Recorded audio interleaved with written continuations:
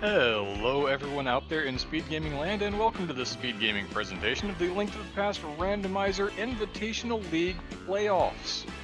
We have a match today that is all dungeons, key drop shuffle with starting boots. Between the teams, I was supposed to carry them, or rather that is, Miendiem was supposed to carry us because I'm Miendiem, and the Hyrule Huhnerhorde. Featuring Raylan Tenkir and Teto, we've got Norsk Maddie and W. Garrison on the milk carton side. But yeah, I'm Miendiem. I'm gonna call this for you for the next probably hour and a half to 2 hours, and I've got Blue Link alongside. She is getting some last-second cropping done here. We'll get her on the mic here in just a second. But yeah, playoffs. We've got our runners going, and yeah. All co-op all the time. Let's shuffle up all the keys, including the ones that normally guards and rats and baris and everything else can drop or hide under pots. Throw them all into the pool and go beat everything. Go find everything, beat everything. Hey, it's great. It's a mode that it incentivizes a little more following maybe than last season's just regular all dungeons co-op did.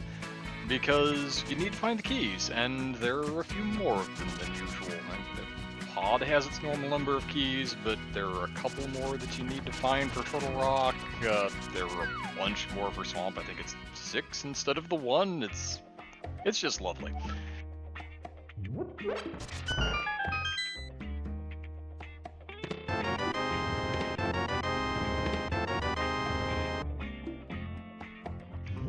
We have Maddie rushing the eastern area, Teto heading for front of castle, checks Uncle, and then is going to save quit out of that. Our other two runners, Raylan and Garrison, are happily roaming around here in the north of the Light World and going to head to the village here very shortly, I would expect.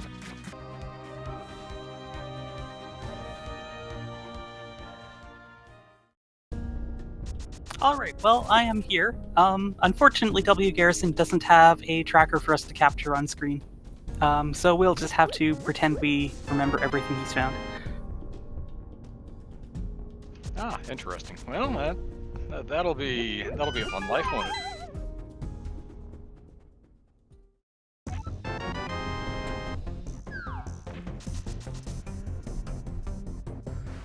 Teto is not interested in seeing Eastern Palace at the moment, is going to save quit back to the house and go look at, looks like Shalsor here. That's fine play.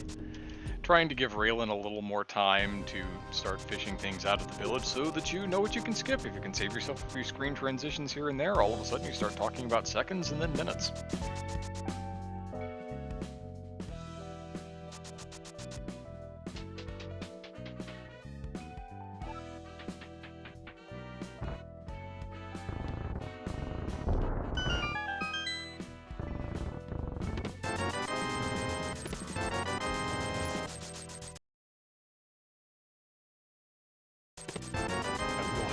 Give Garrison a little grief about the lack of the tracker later. I'm sure it's because he has it covered. I know those guys. I was on their team last season, and they've been using a shared co-op tracker for modes like this. And Interesting. I wonder if he's just got the. I wonder if he has that over his regular tracker in some way on his OBS layout. Is going to be my guess.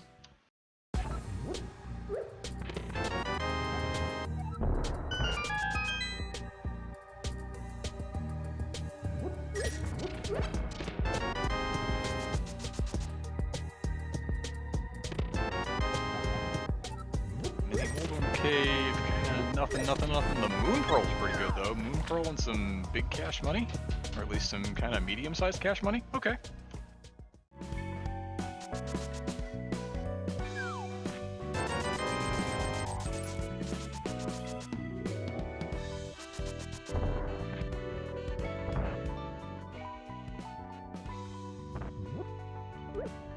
So Maddie's finished doing his fishing around in Eastern Palace and is going to follow Teto onto the South Roadway. feels like Raylan is kind of catching up to Garrison here. I think Garrison didn't do quite so much resource farming off of crabs and trying to do various tree pulls and such, so Raylan was a little behind into the village, and now they're essentially even again.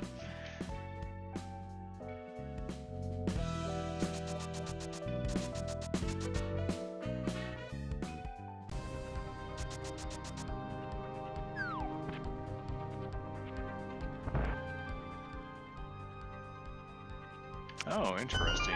Matty decided that he wanted to go over and check on the desert side, rather than going to the Moldorm Cave. So Milk Carton's going to miss that Moon Pearl just a little while longer, but without anything else that gives Dark World access, you can't imagine that it's actually going to be a problem. A 5-item cave like Mini Moldorm is not something that you're going to dodge for terribly long. I do like W. Garrison checking race game blind, especially in a, well, key sanity mode, but unfortunately it's just a little bit of money. Garrison in particular is probably not sad to see that. He and Maddie were doing a practice last night, and Maddie found all of the money and ended, I think, on something like 1,800 rupees. Garrison at the time said he had 84. Wow. It was great, and nobody has any idea how, because he picked up basically all of the money.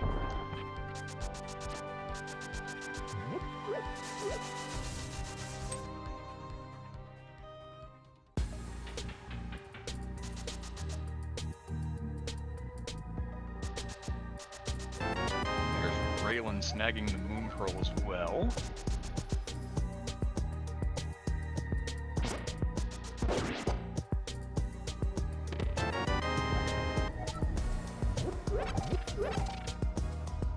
So I think what happened here is that Garrison found that sword in particular, and Maddie said, you know what, I'm not going to spend time on Bomb Mini Moldorm Cave, why don't I just go get all of the things I'm supposed to get out of the village, and you can do the new checks for a while. That's the nice thing about co-op, and as long as you're actually communicating with your co-op partner, is you can kind of trade off like that and try to gain little efficiencies here and there.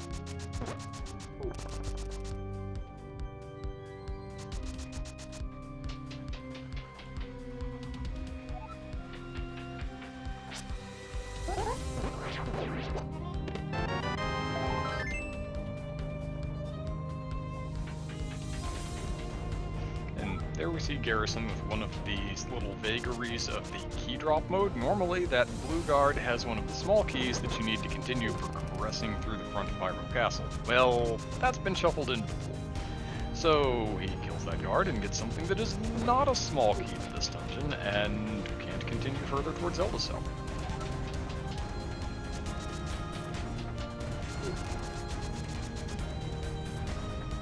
Well, I don't know if I'm late to the party here, but we have Mix and Moon Pearl now. That's a 7-minute Dark World access. Fancy 7-minute Dark World access.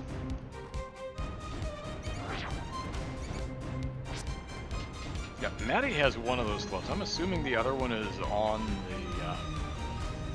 the far side of Mini Moldorm Cave, probably in Ice Rod Cave, if I'd had to make a guess.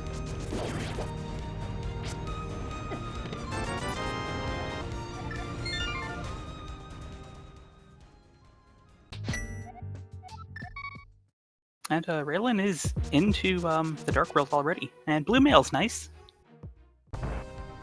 When you're running around the Dark World on 4 hearts. Yeah, so is that sword. So you worry a little less when you've got the boots and the sword. You can run into most things in the Dark Overworld and not really have a problem.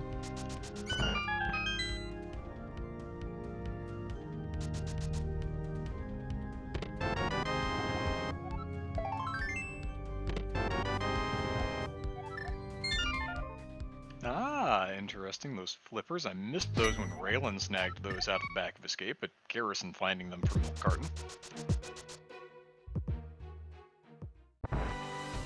Alright, well, all 4 of our runners have finally signed out their sword from the library.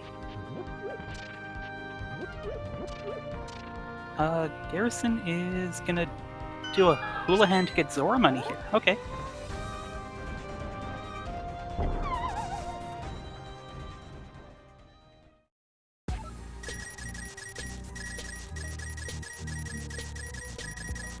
And Raylan death warping out of the front of Thieves Town.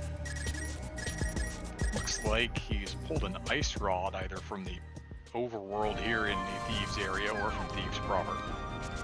I think it was the first or second check in Thieves Town.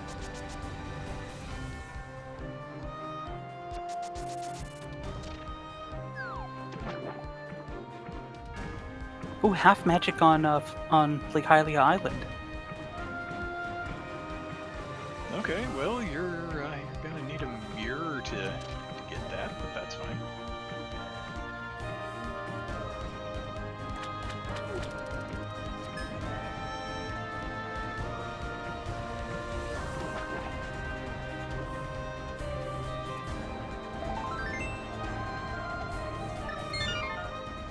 Just a small heart from the guy under the bridge. Not really anything that you're going to send your teammate for.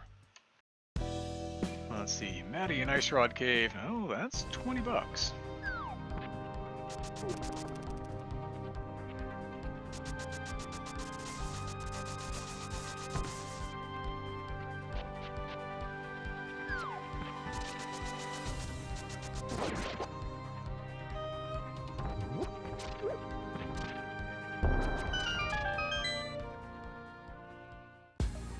Well, there's a small key under that potato, but Ganon's Tower does not give you any more access to Skullwood, so you're just gonna have to do this the old-fashioned way, I think.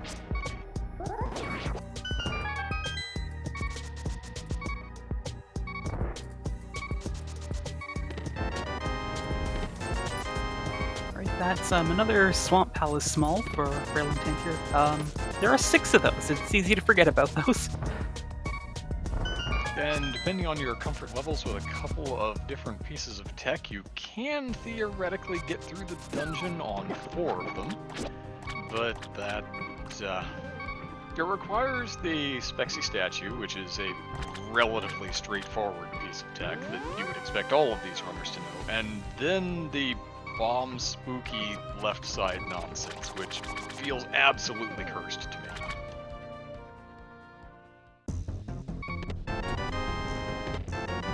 Okay, Hype Cave not turning up much. We got Ether and a Hyrule Castle small, which is not trivial in this mode. Well, Garrison on half a heart. He does have that Zora money. He probably wants to stay alive here if he can help it.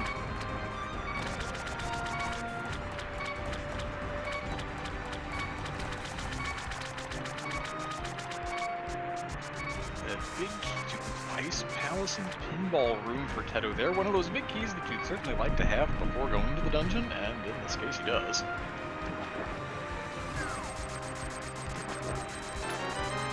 Alright, is this key worth 500 rupees? Probably not. Probably not, but it's difficult to say. Again, there are a handful of extra GT smalls, and you want a non-zero amount of them going in there. That may be one that you say, alright, just kind of put a pin in this, Maddie. It's there, but if we can find 5 or 6 in other easier to get places, you can dodge it.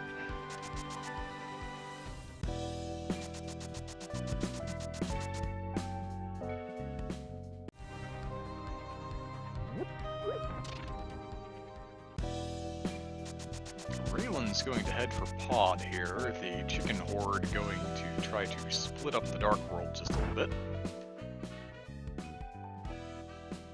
Not always the easiest thing to ask for when you have Mid's Dark World access.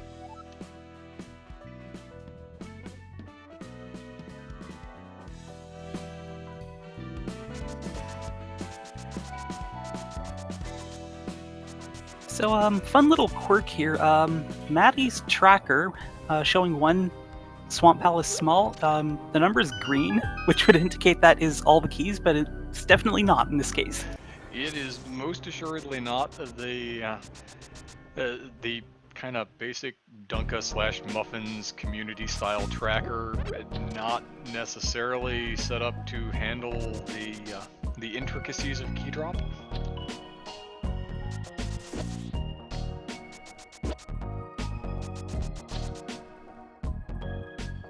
Raylan is into Pod. He does not have any bottles, so it looks like he's going to go for the Mimic Clip here.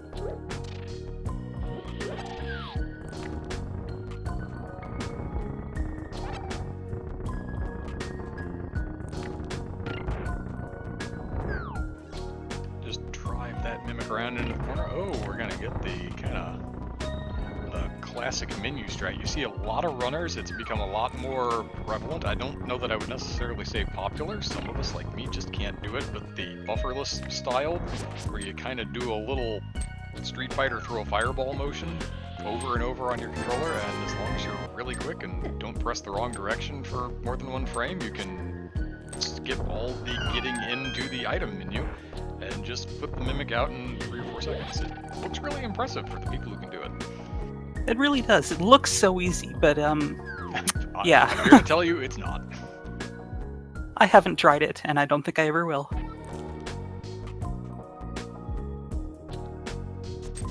Compared to something which I'm only thinking about because Maddie just ran right by it, 99 archery, which looks really impressive and yet is really kind of straightforward.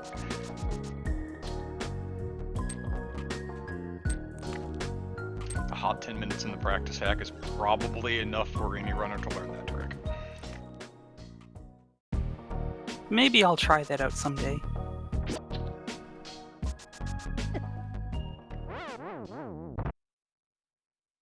Oh, was that in the overworld for Garrison? I didn't catch it. I was trying to see what Raylan was pulling out of this illogical right side play.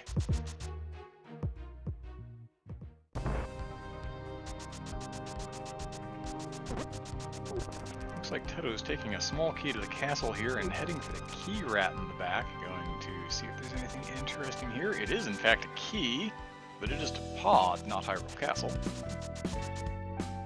Oh, and he's gonna reset on that. Yep, which is totally fair. It's entirely reasonable.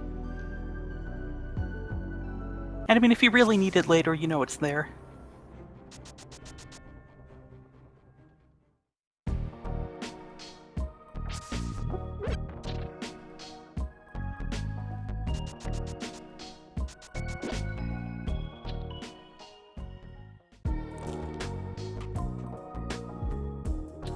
Have a little Smith play going on here on both sides. Oh taking my! A bit more directly. That was a flute. Ooh, we like those. Yeah, we can activate that right away and go to the mire area or the mountain. You pick one and you tell your partner where the flute is, and you say, "Go do the other." The chicken horde is going to land on that here momentarily. Tedo's had the Smith in tow for a hot second. But we are going to get to see Catfish from Rail and Tinker.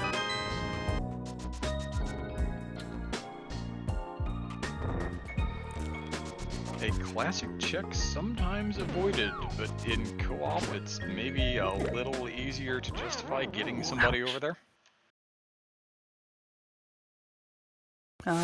Garrison got gibdoed.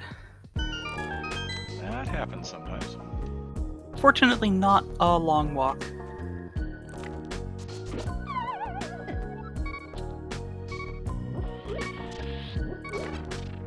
Turtle Rock's small key from Catfish. Okay.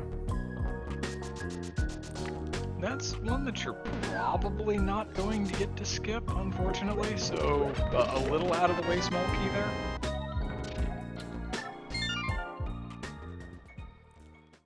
And it looks like Raylan, with knowledge of this flute on Smiths, is going to leave from Catfish and just going to go grab the thing. It's kind of important.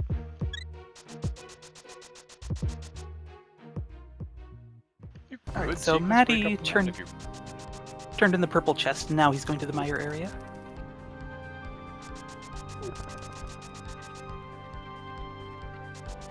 The mountain player could sequence break around that flute for a little while, but it's one of those things, you know you're going to want it sooner or later. You may as well get the movement advantage from it by having it sooner. Magic powder and very small cash money. Okay.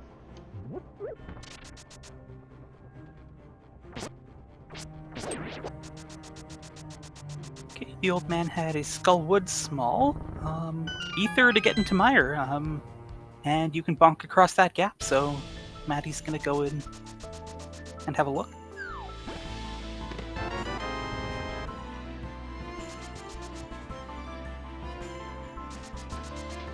Looks like Garrison's going to take the things that Maddie found in the front of Thieves' Town. While that happens, Teto is up on the mountain. Doesn't seem to see anything that he likes inside Spectral Rock. No mirror yet, so not going to be able to grab that big key that's on top.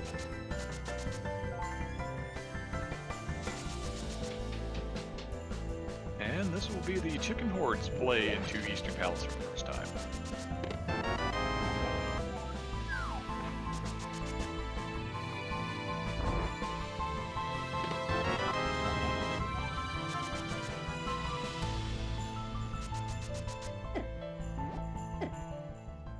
That Bari does not have to drop a key, and in this case does not. Well, you're not going to say no to a heart container in this condition. That's probably close enough to on the way that you see your partner grab that as well. The Mire compass in Mire. Assuming, of course, that there's anything in here worthwhile.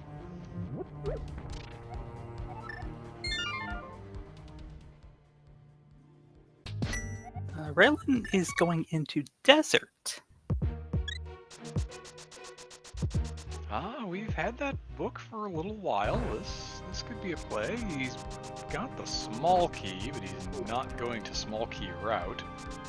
Well, he has a small key, so he's not going to small key route.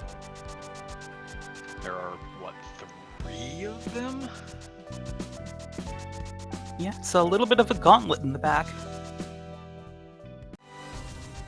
The problem with not playing this season is that I haven't actually played this mode, so getting used to the key counts takes a little doing.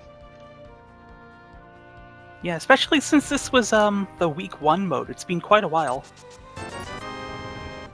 And humorously enough, it was these two teams faced off in week 1.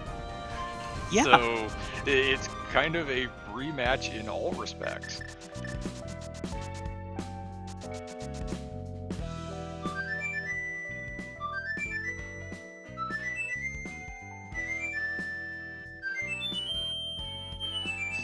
Under the pot, but it goes to Mire, not Desert. Raylan going to spin that one small key to continue further back. I don't remember. Did we talk about these two teams' records in the group stage? We have not. Okay, well, the Chicken Horde is 12-2. One of their 2 losses was against Miendiem was supposed to carry us. They split in their first 2 weeks, and they are on an 11-game winning streak on top of their division, and gonna see if that can continue today. And Miendiem was supposed to carry us, snuck into the 4th playoff spot in the Kakariko division with a 6-8 record. They had the tiebreak over the Boing Boing Boingers. One of those classic situations where 2 teams that got promoted from Open last season wound up in the same division, wound up with exactly the same record, and one of them made playoffs on the tiebreak, and the other one just slightly on the outside looking in. But it kind of going down that road for a second, the other 2 promoted teams from last season, Crystal Roller Crew, who's also playoffs, and Banana Brigade, also playoffs. So I've been saying it kind of feels like we managed to do the right thing with the Open League playoffs last year. We managed to promote teams that at least had a fighting chance here in the very terrifying Invitational League. Yeah, it's always good to see newer teams to Invitational having success.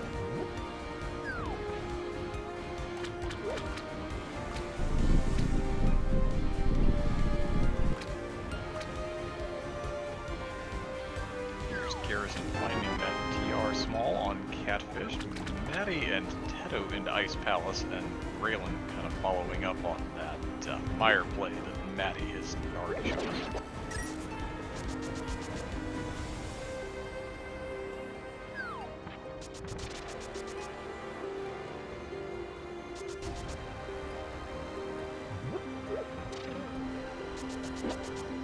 We're seeing Garrison backtrack here. This is probably a play down to pod.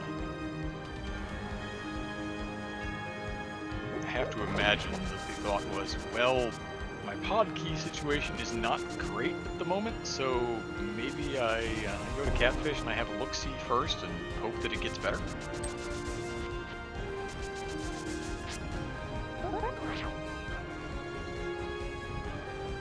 Right, looks like there wasn't all that much we could do in ice.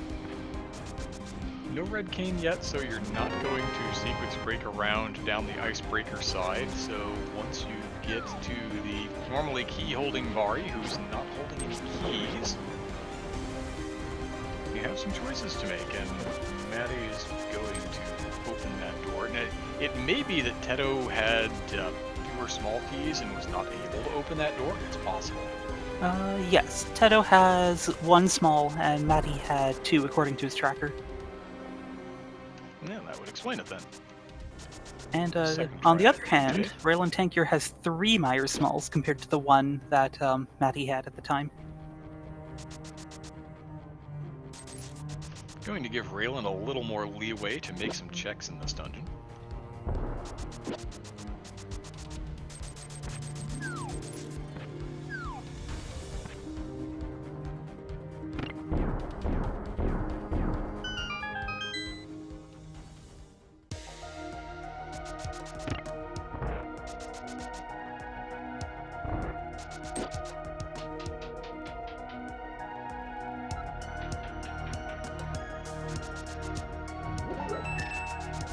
And there's the mirror in ice.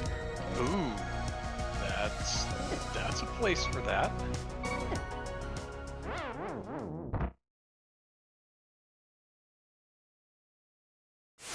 Oh, looks like, yeah, that extra ice small was in Meyer.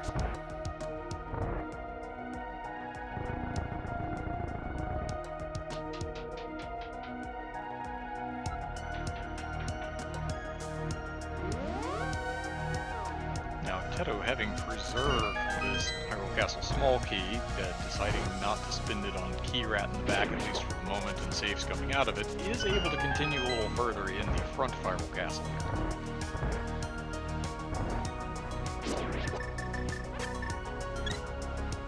We just got to see the famous fishbone room in Meyer, and that was just yet another compass.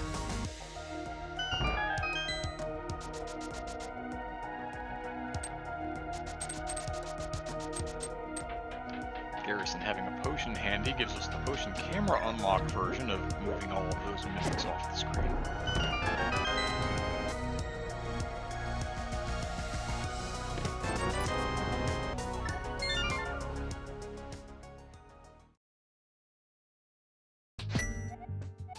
And I missed what this was when Maddie just checked it, but Raylan going to find that red potion and 10 sticks in the Waterfall Fairy as well. I assume that's where Garrison's red potion came from, and I just kind of missed it. I believe so. I think that's the only bottle we found.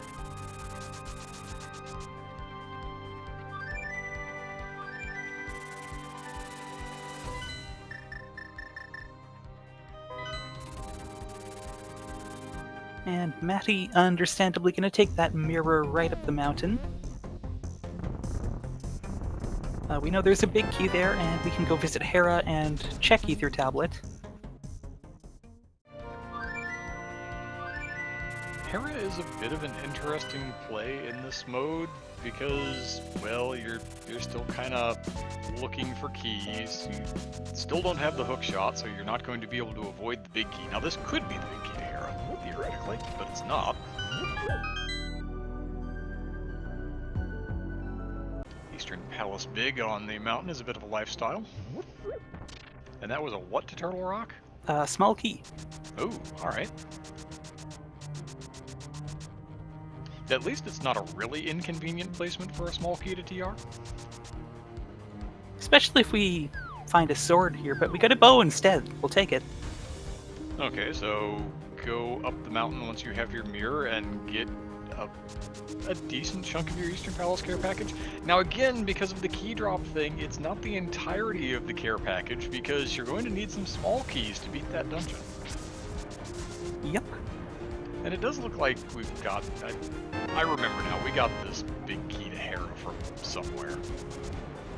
It's been in the inventory long enough that I've forgotten where it was. Yeah, somewhere early. Was that maybe the sick kid item? You know what? I don't remember. It's fine. As long as the runners have it and or know where it was, we don't have to. That's the nice thing, Blue Link. You and I aren't playing this, so we don't have to remember. Yeah, I mean, you're supposed to be carrying the team. I'm just here for fun. Like, you've got a bigger responsibility. Oh, there. Okay, we got the sword in Hera. Sure, why not? Now you can just go right back outside after you kill Voldorm and pick up that Turtle Rock Smoke. This is fine. No, due to personal life circumstances, I had to turn that task over to Vextifer, who was a former teammate of Maddie's back in the day. Teams get shuffled around a little bit, but friend groups kind of stick together, so when I was unavailable and was supposed to carry the team, but was unable to do so, we turned to somebody else who was well known to all involved.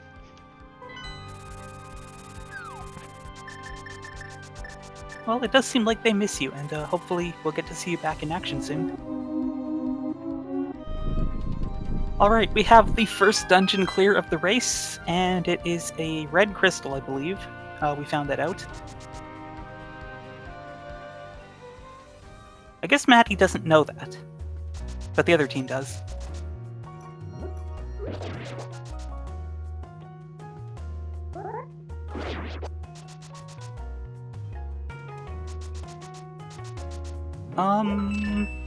Maddie, this is not gonna work as well as you're hoping, my friend.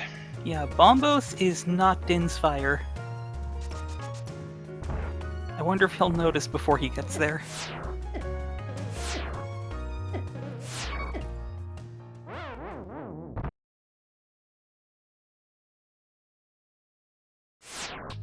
That's the nice thing, quote unquote, about auto tracking is that we can believe his tracker, even if he doesn't.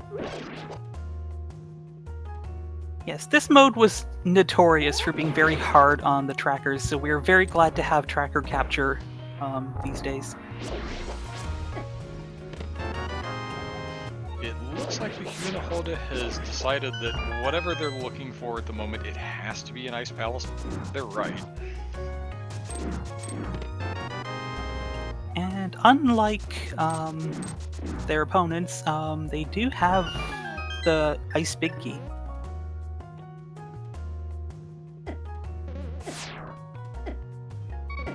Maddie fluting to 6 and then fluting away. Yeah, that was just a miss flute. He wanted 5. Going to take that Eastern Palace big and the bow and go do some damage. I kind of didn't pay attention, but Maddie did go back for the TR small on Ether Tablet, right?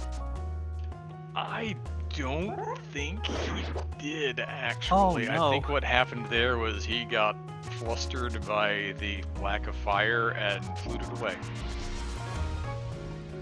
It's fine. It's not hugely out of the way. You have to come back up the mountain to do the dungeon that key's for anyway, so you can swing by and grab it then. But it was the time to do it, and he didn't.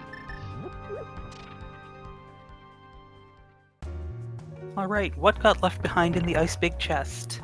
A key to Turtle Rock. Probably need that, like you were saying earlier. I'm probably not going to get to avoid that one. And Garrison made the interesting choice to check right side desert with that one small key that he had. He had set up the death warp. I'm assuming that he found something over there, because otherwise that's the kind of thing that you reset out of.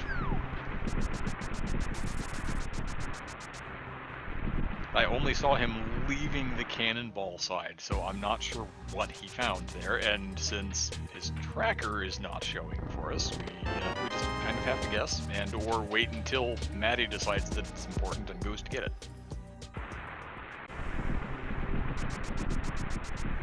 Alright, well, chat is saying it was the GT Big. in addition to the pod small on the right side of desert. Okay, that GT Big, pretty required in this mode. It's small dungeons after all, so yeah, you're just gonna have to find all the desert keys, and you're gonna have to live with that. And Maddie picking up fairies and loading up for another round in the dark here against the Igors, and it is a key to Swamp. Okay, there are 6 of those, so you'll get there eventually. I think that is his second. Looks like his third, actually. Yeah, third, okay. And for those who were curious, the number stops being green once you go over the supposed maximum number of keys.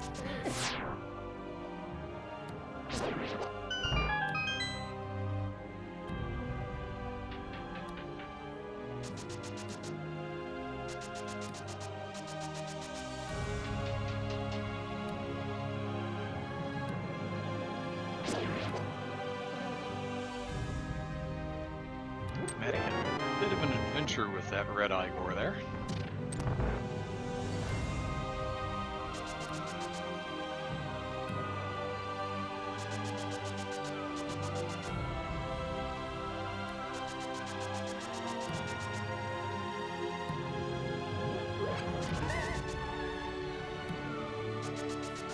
And another crystal on the board out of that Eastern Palace play.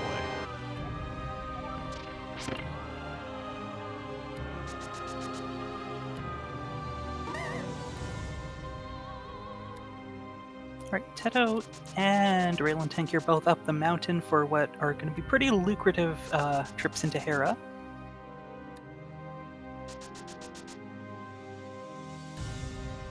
The Chicken Horde has kind of fallen into this trap where they don't have anything else to do but follow directly in each other's footsteps. Yeah, they ended up being later to that mirror, but I kind of feel like they're in a little bit better shape. Although, not knowing about the GT Big Key could become a problem.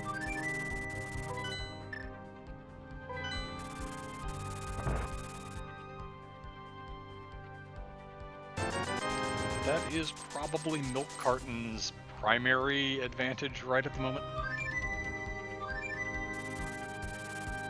Oh, Raylan Tankier's leaving to split up a little bit. Unfortunately, this is going to be a little bit of a waste of time.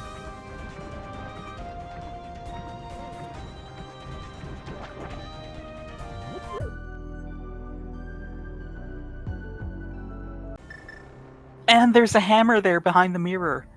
I expect that we will see Garrison on the reroute here fairly quickly. Has to get into Ice Palace and get the mirror, but you're not really going to continue beyond it. You're going to say, well, I'm going to go get that hammer, and then I can worry about everything else.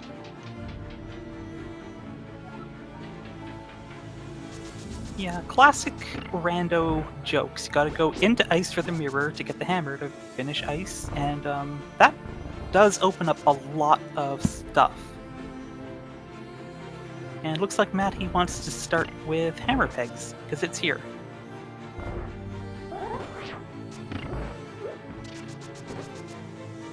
Meanwhile, Teto has now put the first crystal on the board for his team.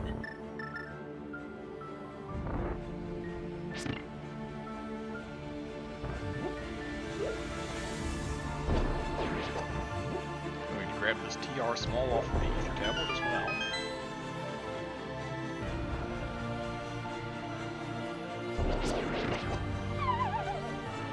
And let's see where Teto wants to go. 3 maybe, start doing some mirror checks. Yep.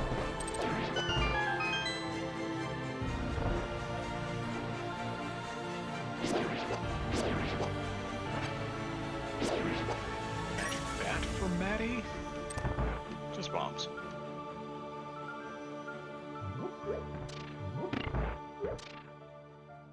Garrison, knowing that whatever happens, he's not going to pull the hammer out of here, and therefore does not need to IPBJ, is just going to not IPBJ and save some time.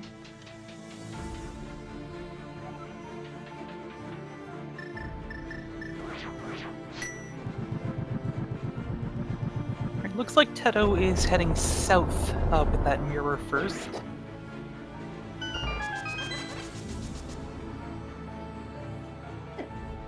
There's a key here in K45. It goes to Misery Mire.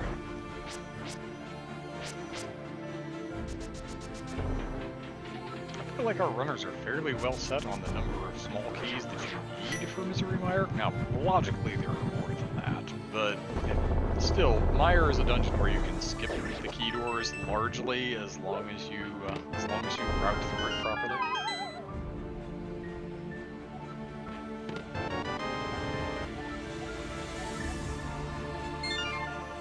And Maddie seems to be right on Teto's heels here, doing exactly the same checks.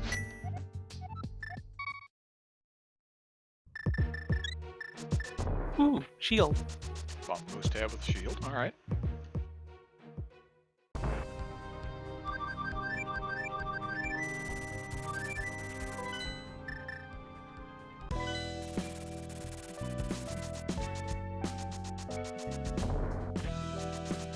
Oh, are we actually going to see a dip into swamp?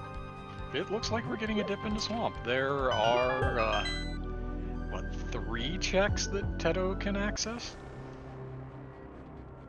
Yeah, that easily forgotten pot with the key under it is one of those checks. 4 in point of fact. Wait, which one am I missing? We've got the entrance room, we've got the chest behind the bombable wall, we've got the pot in the room with the bombable wall, and then we've got the pot on the way to Spexy Statue. Oh, that's right. We make a good team. And then if you find the hookshot, you can bypass the hammer requirement for the moment and keep going.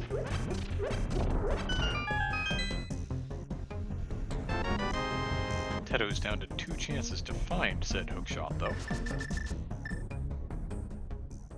I'm sorry, was that a vanilla key? I do believe it was. I mean, it was bound to happen eventually. You do see a little bit of that in Keys mode, Ooh. too, and yeah, nice land. A little logic piece there at first fire. When Milk Carton gets there, Maddie will probably feel a little bad about that, having tried to do something that requires a fire source.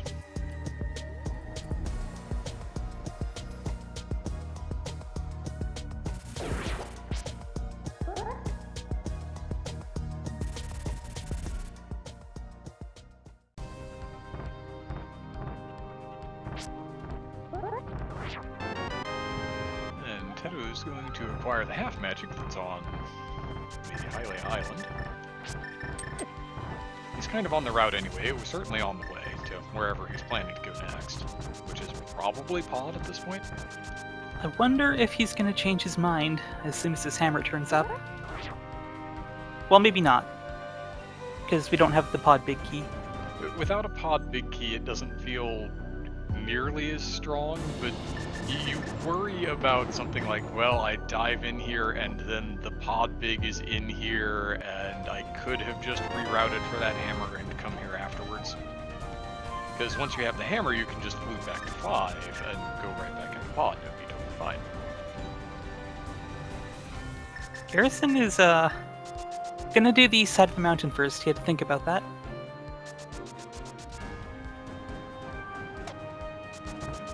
I suppose just in case he finds a hookshot over here and can save a little time in Tower of Hera. Personally, I feel like I would have prioritized the known sword within Hera rather than the maybe I get to save some time with hookshot. But it's a stylistic difference at best.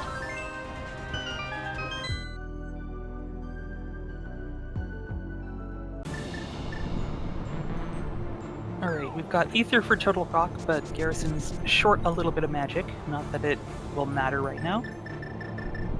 That's a solvable problem. You can just go into Super Money and grab the decanter there. I think that was a small key on the island. Garrison grabbed that. Yes. That side check really quick.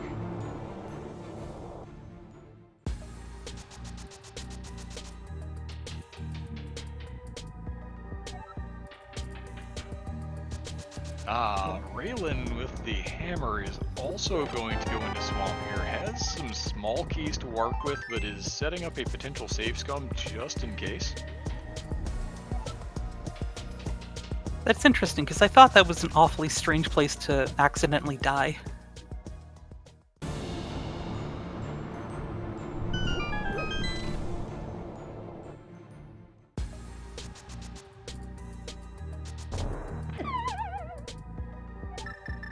I would have been tempted to set the scum up after grabbing this lamp, just because you're probably going to want to keep first fire unless your partner happens to land on fire rod while you're making left side swamp checks.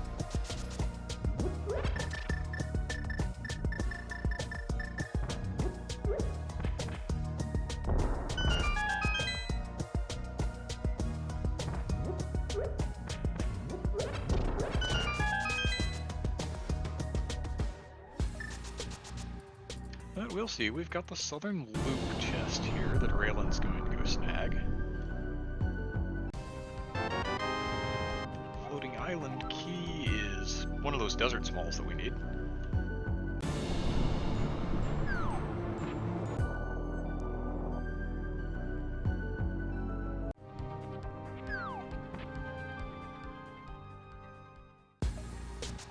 Hey, our first boomerang to go with the Swamp Big in the Dark Maze. Okay, are we gonna see some bomb spooky? Oh no, wait, no, here, he opened the door, never mind.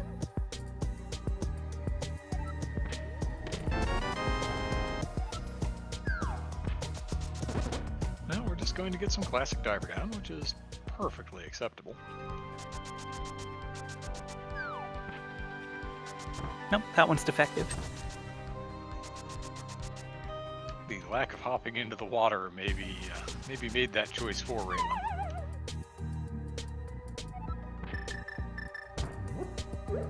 Right, 7 checks coming up here for W Garrison.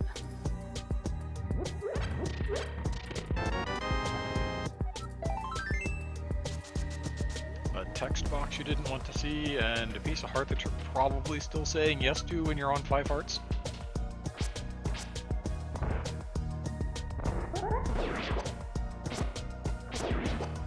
I'm not sure what sprite exactly this is, but I think he's still on green mail, right? Yes. Garrison uses Modern Link, so it's just a Link sprite with some minor coloration variations. Interesting.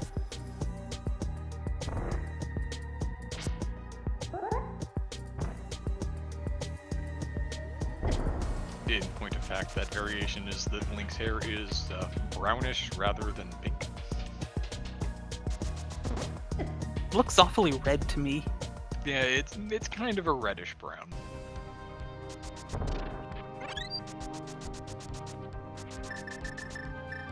Okay, so Pod had the Swamp Big, Swamp had the Skull Big.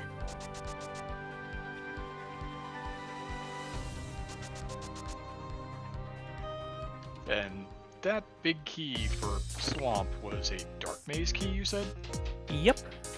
Okay, so that's behind the lamp that we know is in here, and 6 pod smalls. And I'm reasonably certain do not have eyes on all 6 pod smalls. So the big chest in Swamp Palace is going to be behind just a bit, logically speaking.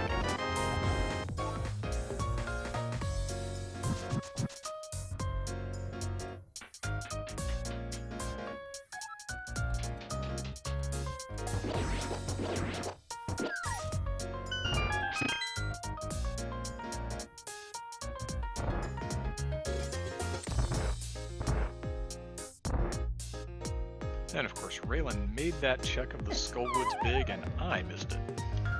Another ice small. Alright, that's kind of fancy, but I feel like we're doing okay for Ice Palace at the moment.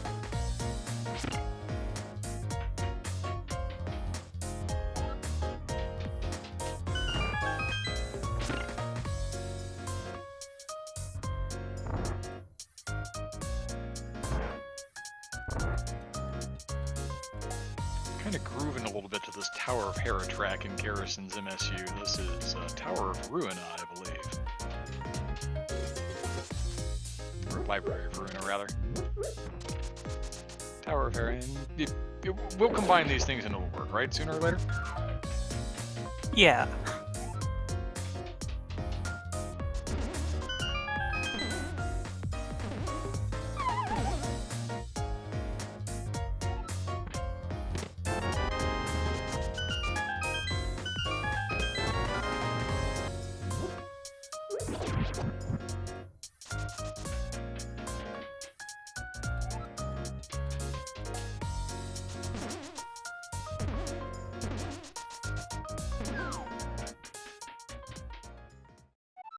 Maddie, I think, is giving some thought to whether or not he wants to spin this key.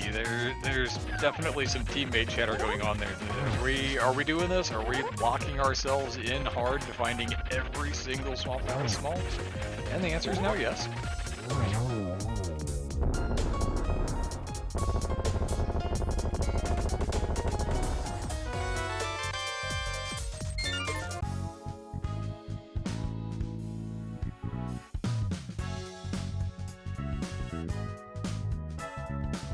Garrison's going to put that Hera crystal on the board. Raylan is going to be just a few seconds behind.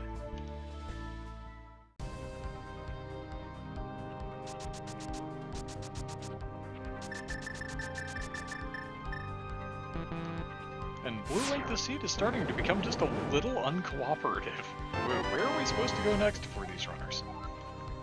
Yeah. I mean, okay, so we need Samaria, of course.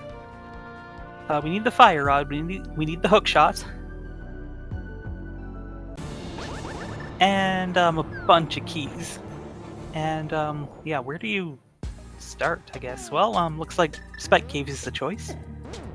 Spike Cave seems like a reasonable kind of choice.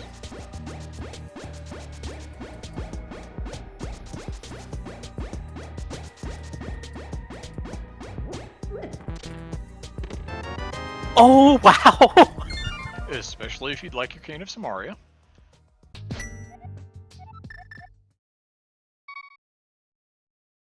So, all of a sudden we have an answer, and that answer is just go to Turtle Rock, Forehead. That's all you had to do.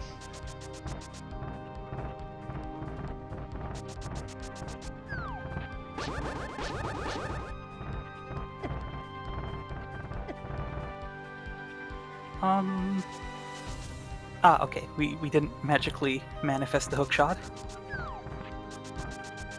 Okay, Hera Basement, another choice. Eh. Not a terribly lucrative one.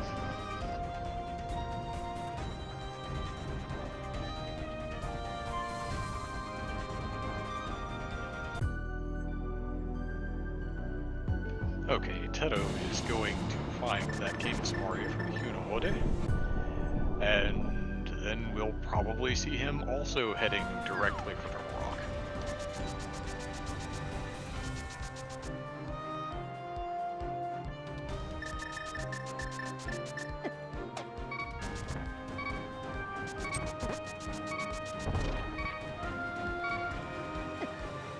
Ooh, ouch.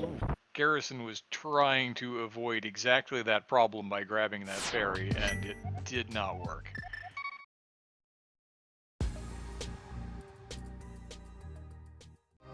It looks like Matty's gonna go for the first check of Castle Tower, or...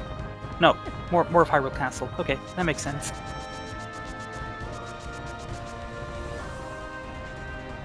With one Hyrule Castle small in hand, you can go a little further. I believe that we've seen this from one of the Chicken Horde already. I think it was Teto.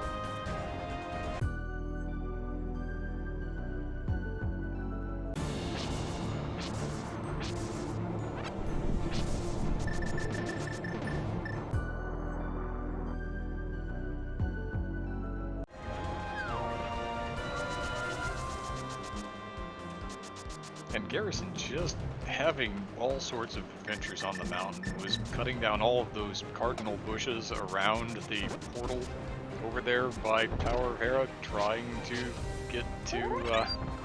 get to a better health level.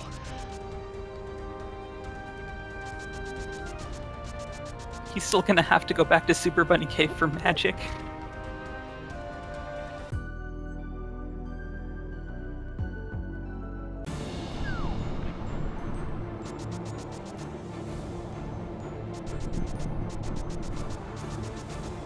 So Right, our first look at Turtle Rock and our first look at Castle Tower.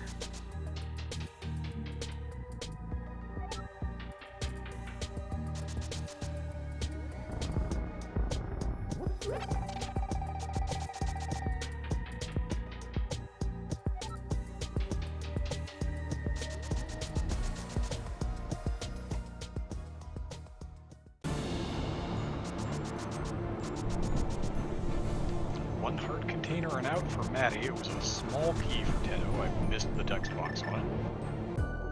I think it was Skullwoods. We've got quite a few of those now. 4 for Tedo.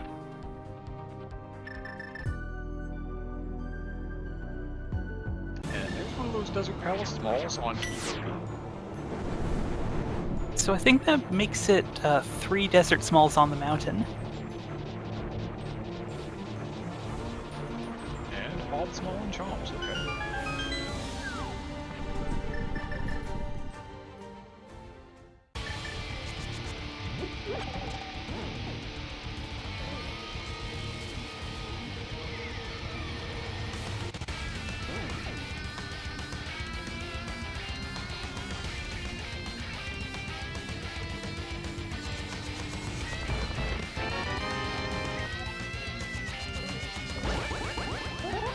Alright, you were right. I saw the text box that time when Garrison got this monkey to Skullwoods. Tedo's not going to play around with this Pokey, he's just going to want this everything. Completely reasonable and fair.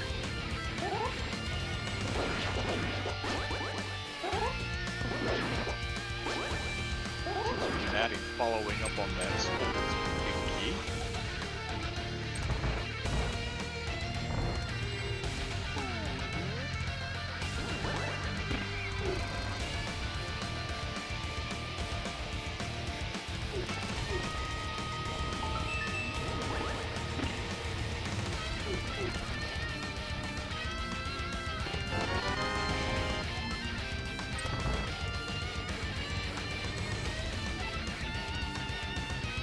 Tedo having a bit of an adventure in the shooting gallery, but is going to get on through. And Raylan's taking that red cane and going to go Ice Break Ice Palace. I like this.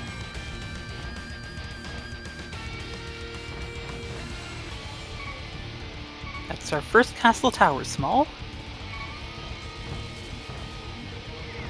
That reminds me, this is all dungeons. Castle Tower is required. Yes, you must find all 4 Castle Tower small keys.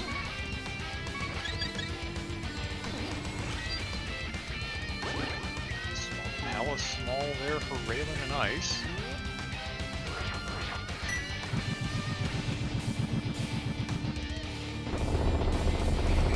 Tedo does not have a big key to Troll Rock yet. Is going to set up a save scum and use that final TR small that he's got in his inventory at the moment and go have a look-see at Lop Chest.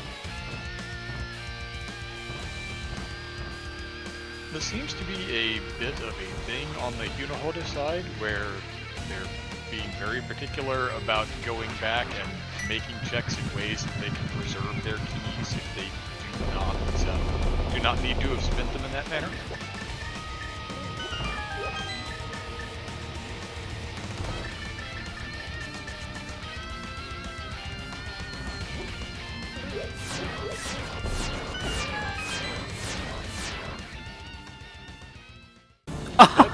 You're gonna need that cause it's vanilla.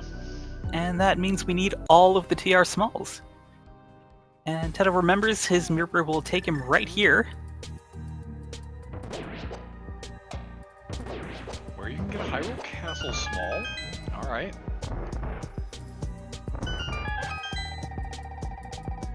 You're not necessarily locked in on those just yet, but if you're making the check anyway, you may as well get them.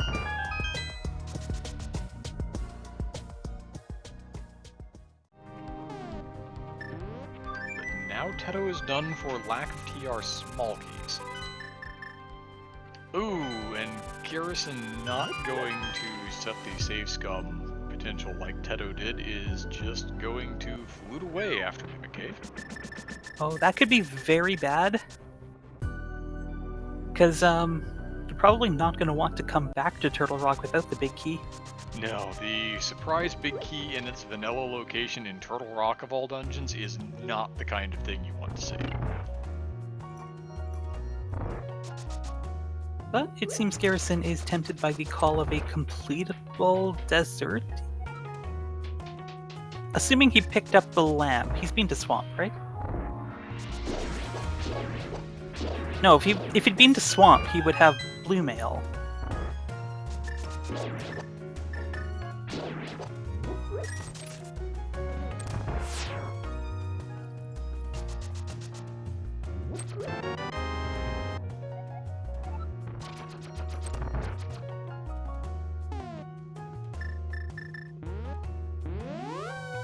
And now he that seems to can't feel recognize good. this fact. This, I think, is another one of those situations of, we've talked about it, therefore I have it.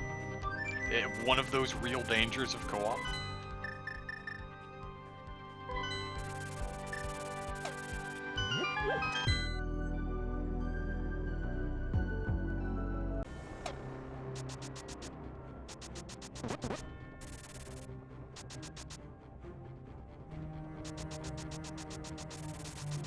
So we have a question in chat about key logic. That GT big key is logically locked by all of the desert smalls.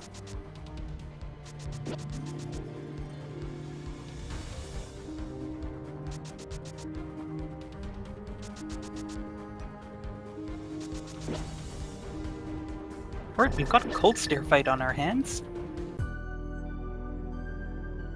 Not the easiest one. 6 hearts, blue mail, but Raylan does have the hammer at least. Has the hammer, has a backup potion, I believe. Going to go ahead and turn on Blue Cane as well for a little bit, and just kind of bully on through. Then pop the potion and go back to Blue Cane to put in some more damage. This is a really good choice.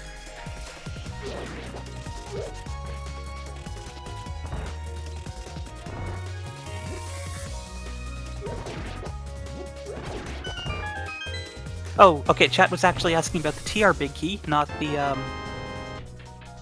Oh, Raylan died. That's unfortunate. Oh, that was not what I was expecting the outcome of that to be. Yeah, it looked like he had that under control. Down to 1 puff, yeah, I had turned away to see Maddie, who was also in this fight on the same kind of equipment level, and had allowed the puffs to get away from him basically immediately. Alright, to answer the question, yes, the TR big key is locked by all of the TR smalls. No, wait, what? Wait a second. In this case, it may not be, because without the big key, there are a couple of small key doors that you cannot open. Yeah, that's right.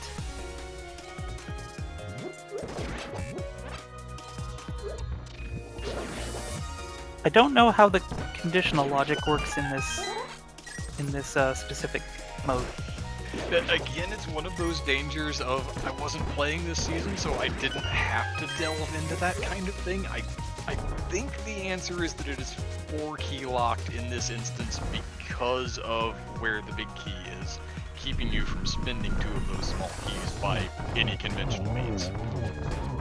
So yeah, chat, that is a very good question, and maybe somebody with magic knowledge can set us straight on that.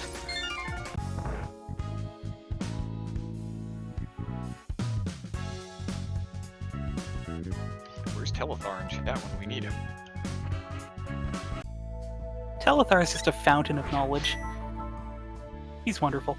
Oh, we're gonna get that TR small now for Maddie.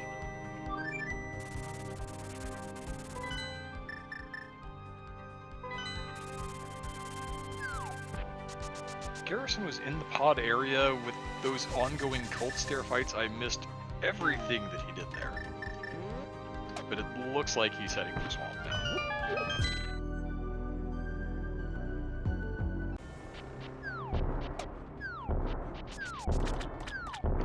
Where is Tedo going? Hammer pegs and maybe a bat check if Raylan hasn't done that yet?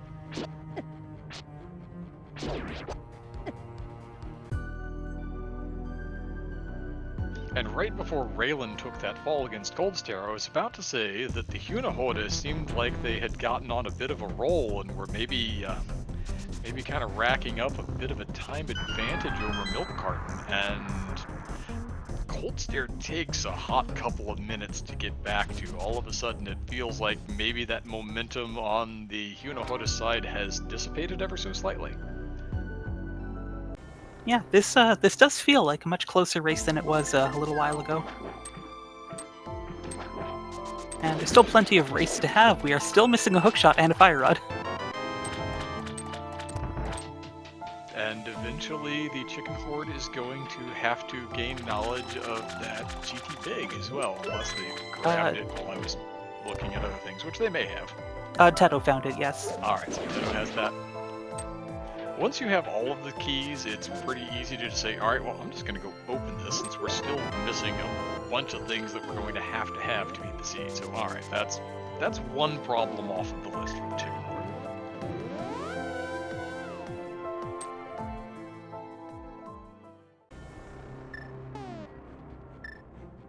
And of course you're thinking, we're an hour into co-op, we ought to be pretty close to done with this, right? Well, 80 key drop is a little bit of its own beast. We probably have another 40 minutes, would be a rough guesstimate.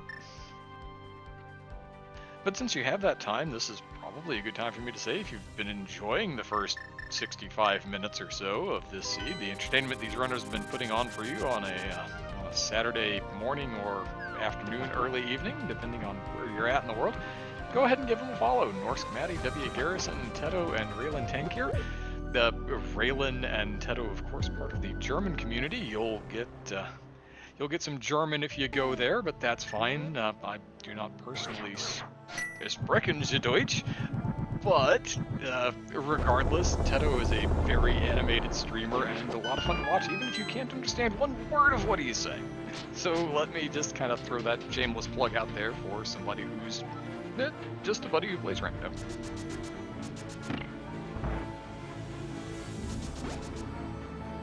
Alright, Raylan is taking this fight very carefully. He's got 2 puffs down. He seems to be in good shape.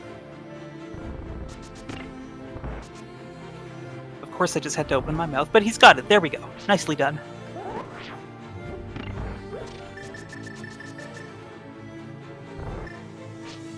That, I believe, is Raylan's 3rd dungeon completion to go along with Hera and Eastern.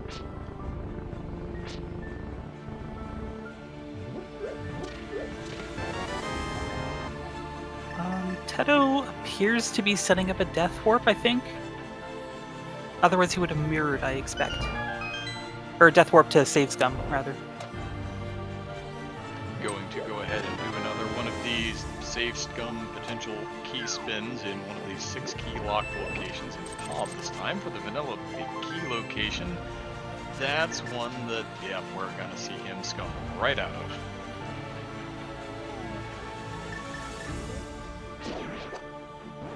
Okay, Maddie is back into Castle Tower with the first of 4 keys just to get one more check.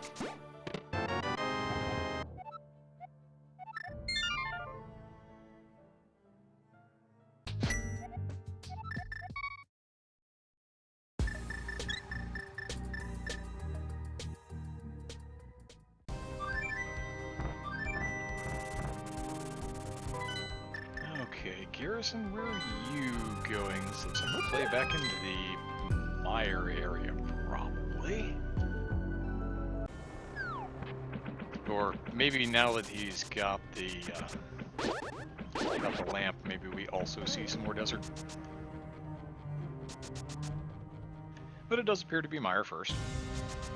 Yeah, we do have the fire locked side that he didn't get to do.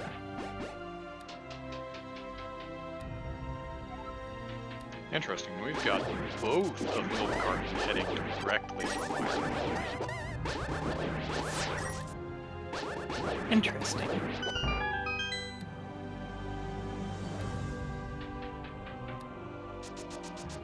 I do wonder how much they have left of the world between them. This may be them saying we don't really have anything else left, so we're converging on whatever it is.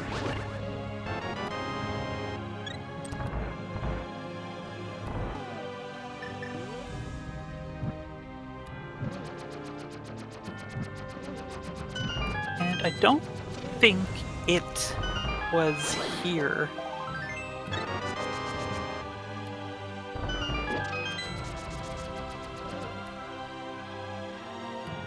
Okay, Teto and Tank are swapping places.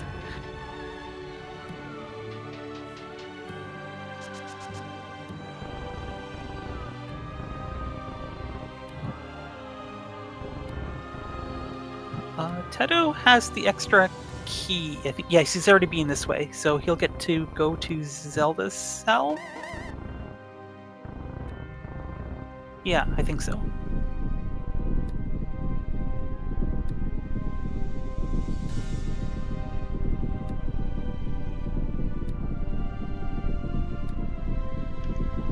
Working around in the dark maze with these guards. Going to kill them all with sword beams and then find 20 bucks and say, well, that wasn't really worth.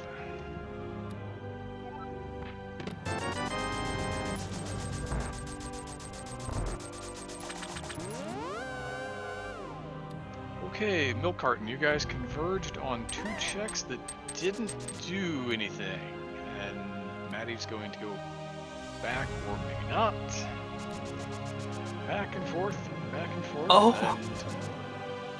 The Hyrule Castle Big Key shuffled. We can't actually get into Zelda's cell, but we did get 1 check there off the ball and chain guard.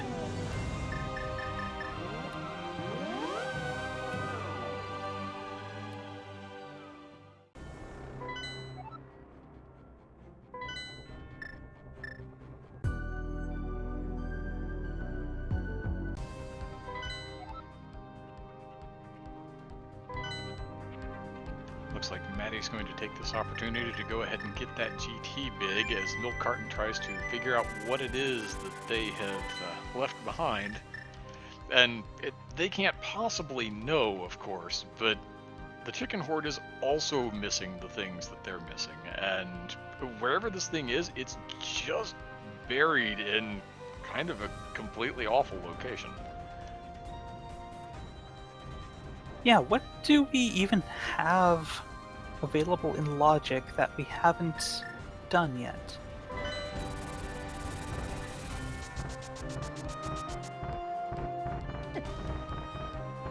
Okay, it looks like, I actually have no idea.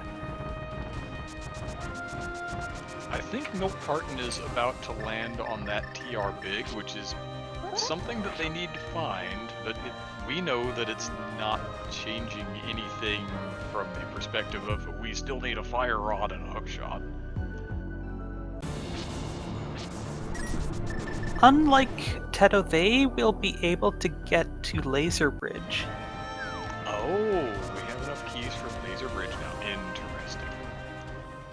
Oh, we're doing Hera Basement in tandem. Okay. Alright, This is gonna as a feel member bad. of this team last season, I do not like the fact that they are refusing to split these checks up, but okay. I think they may have the same key logic question regarding Turtle Rock that Chat had, and it's a very fair one. But I think what we're discovering is that, ooh, Raylan, speaking of the Turtle Rock Smalls, just pulled one out of, what was that, Dark Basement? Yeah, That's- and Teto went deliberately to go get the 6th one from Catfish.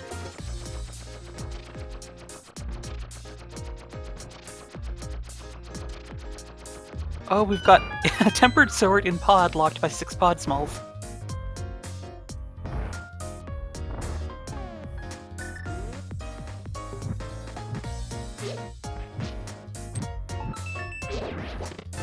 No, Garrison's still collect this opening on the chest. crowns.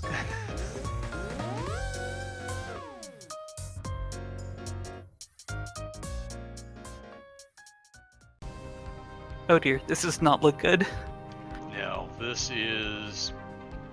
I think this is just a misread of what's even available.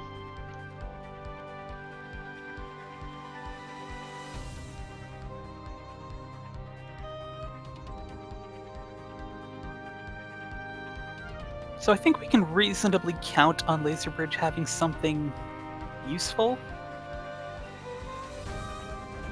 Imagine the fire rod. Okay, so Garrison is going to start heading kind of Turtle Rockward, but Maddie's floating away. What else does Maddie think is available here?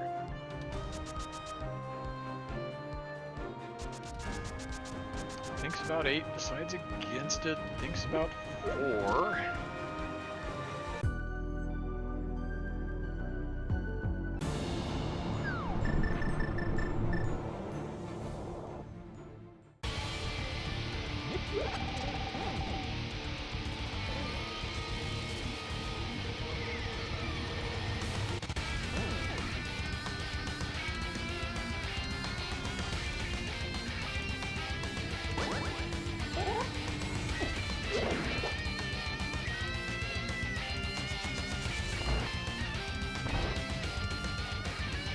Oh, I don't think Maddie picked up the catfish TR small. Ah, okay. So he needs to get this to put the lava chest in logic, we think. And of course we don't know what... Well, okay, hang on. He's got... Okay, Garrison has 2 small keys on him.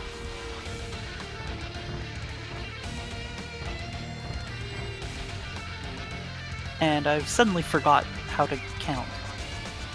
So I don't know how many keys he came in with.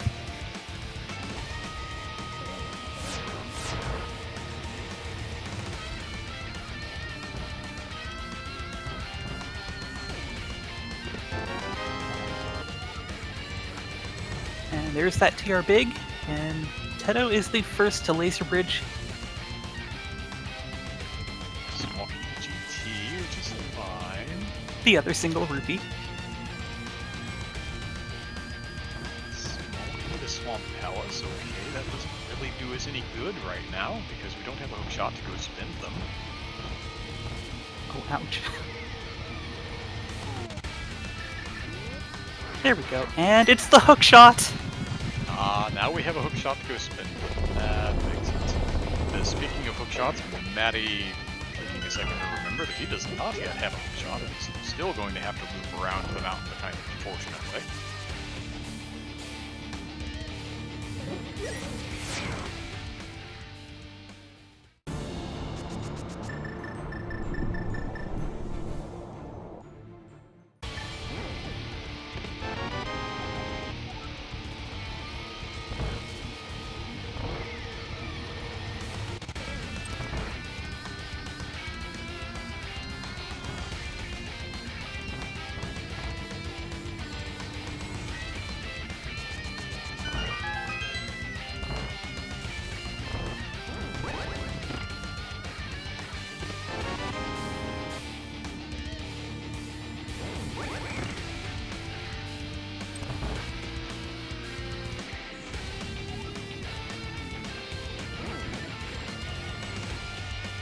Okay, Teto is going to finish Hookshot Cave first, which makes total sense.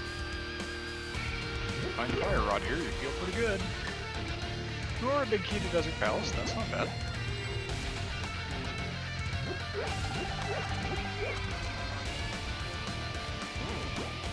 A couple of required big keys in there. Yeah, that reminds me, we needed fire and the desert big to clear desert the first time that someone went there. So, we now have a clearable desert. Then Teto intentionally hugging some Lionels, trying to preserve that portal. I expect we'll see a play into Desert Palace here. Maybe Thieves first, and then you find something else like a Enox or something.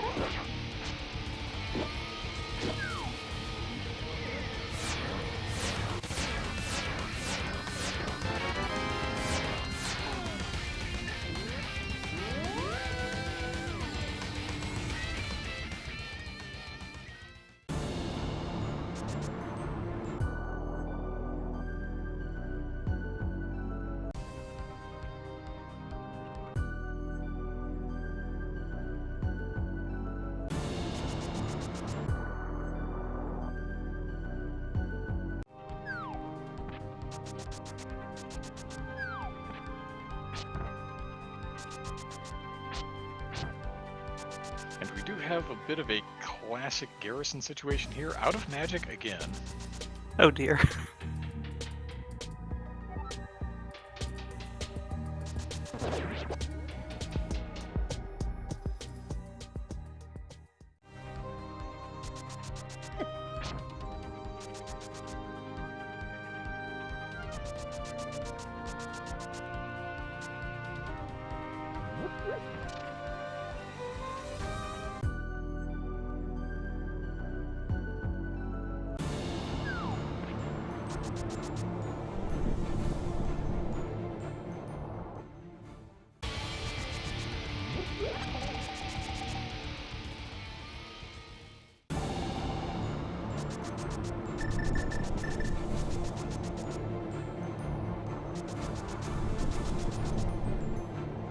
Raylan has that hookshot and is going to go get the goodies out of Hookshot Cave.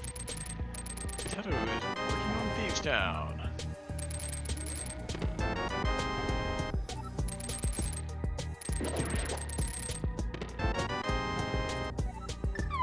And not a logical Thieves Town, interestingly enough. No, we've got, what, one small key left, and yeah, no, he's fine.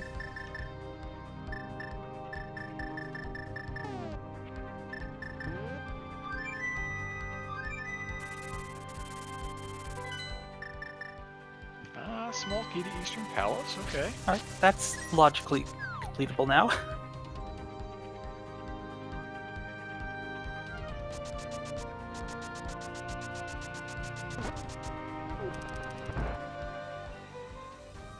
Heart container in the Thieves' Big. Wow, Teto is all the way up to 13 hearts. What in the world happened there?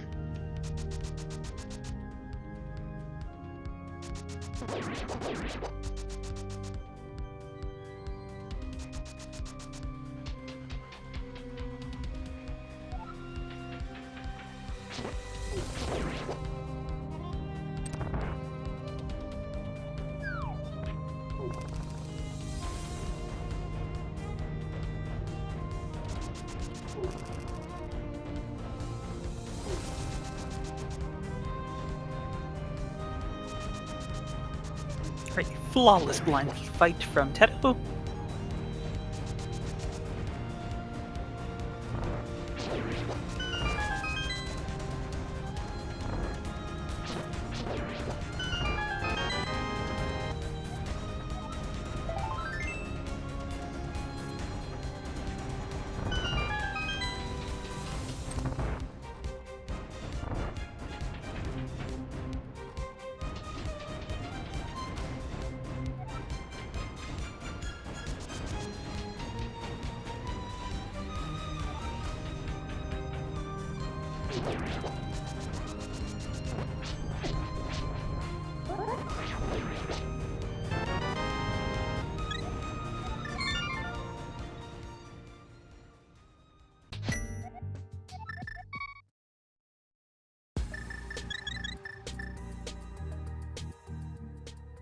Okay, that's funny. Raylan's tracker was showing he had the lamp already, but he didn't, because this was his first trip into Swamp.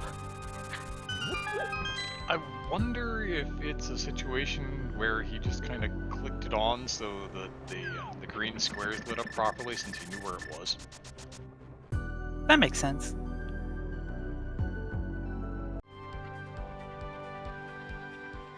But we do have both of the Chicken Horde heading into Swamp Palace here.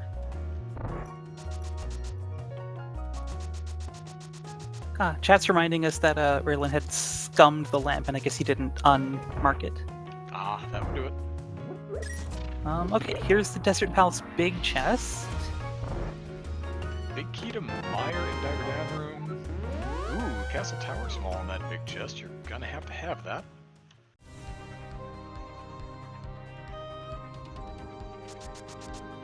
And okay, Garrison is gonna go fight the Landmollas now.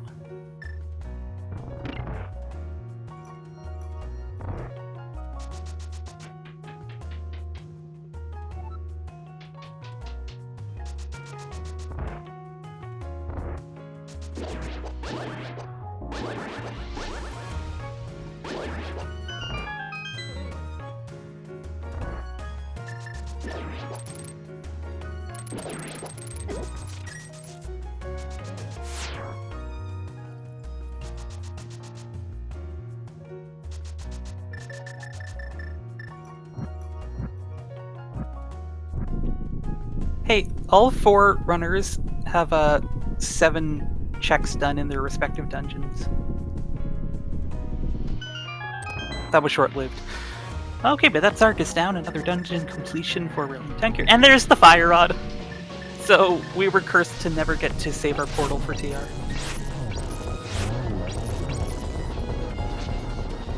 And that's why you don't hold on to it too strongly, because sometimes like this, you're just not allowed.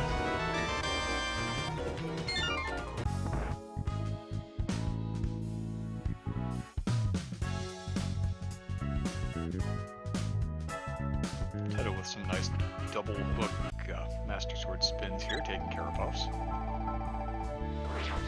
Talon, of course, had the much easier play of just pull them in and then slash them with your Tempered Sword.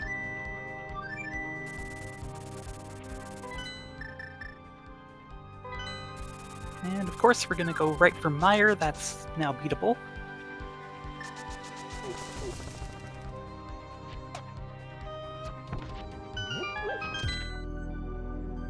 Okay, so we still need Pod Big,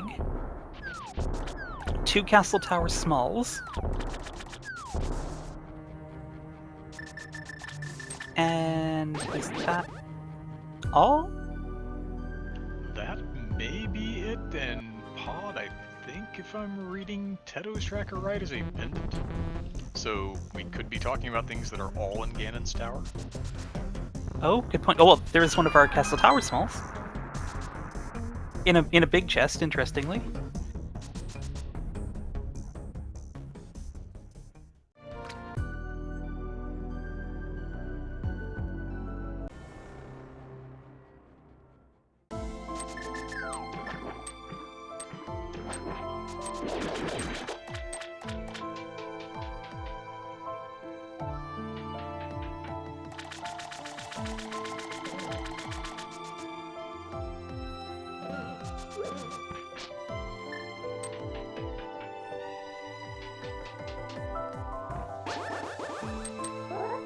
Right, Teto heading to the back of Skullwoods. I like how they are splitting up their checks here, getting their required dungeons done, but also, you know, being efficient.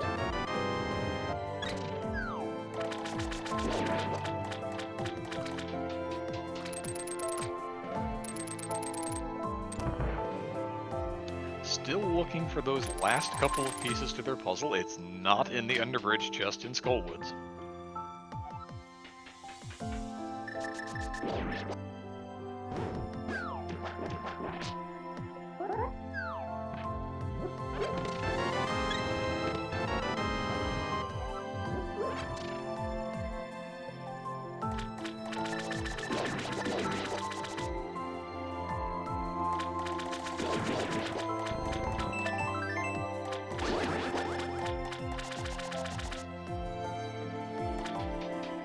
Nothing on that key holding Gibdo either, just some sticks.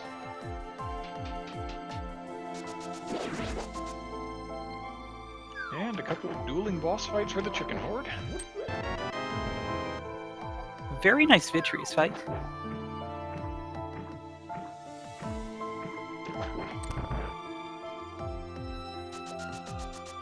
Alright, we are going to have 4 different boss rooms on the screen briefly.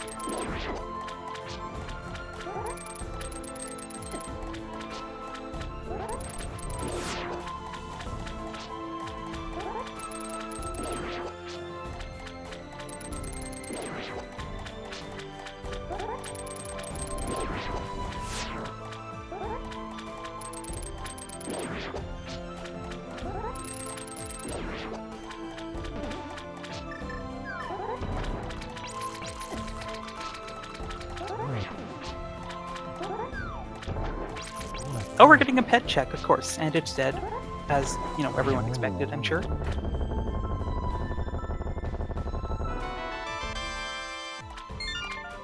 Garrison's discovered the Fire Rod for his team. And Maddie will be following right along behind.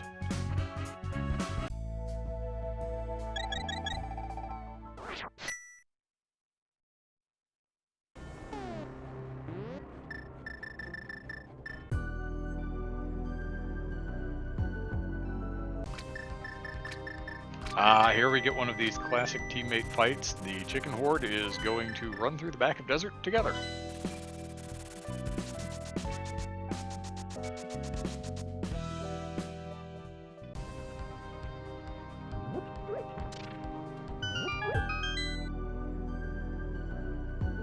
Oh, only one of them got hit by the Vimos.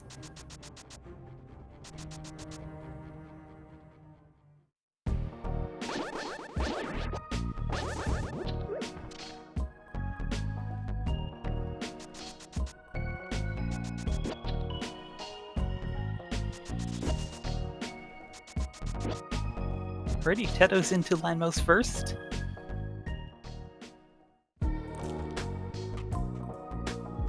And perfectly placed shots.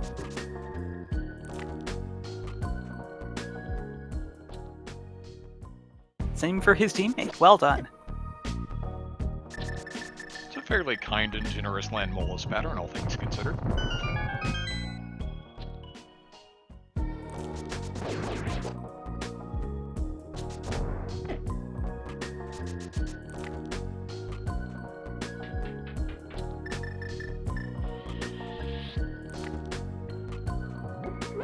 Next on Tedo's menu appears to be Eastern Palace. Yep, he does have that extra small key to full clear it.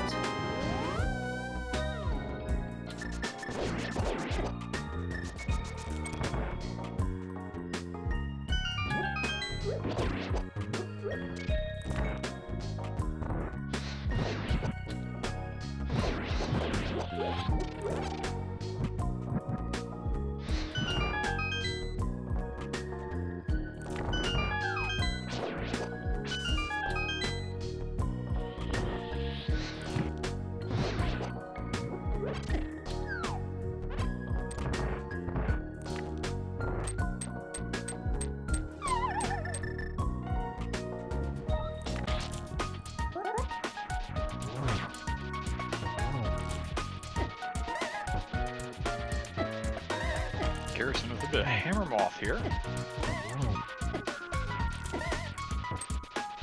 Making things a little interesting.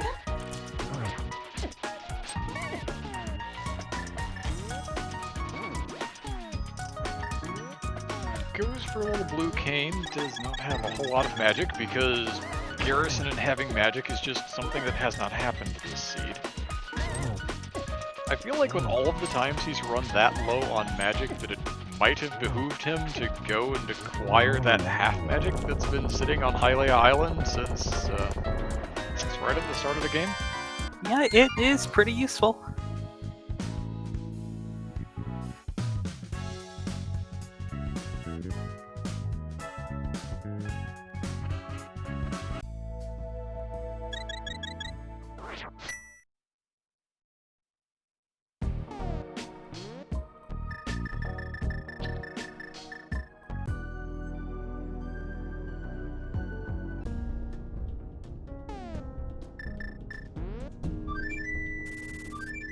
Tedo going to hammer down a nice Armos kill there. Picks up another crystal. Now, is he gonna go back for the big key chest?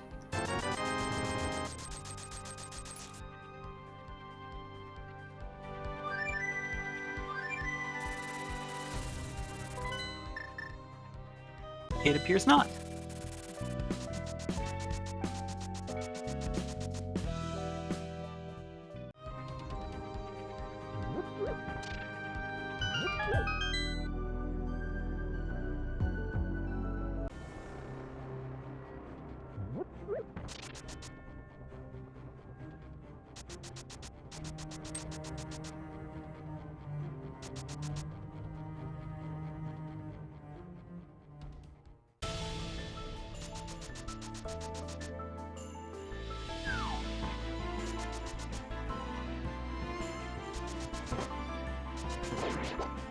Okay, Tedo's climbing the mountain on the Hera side.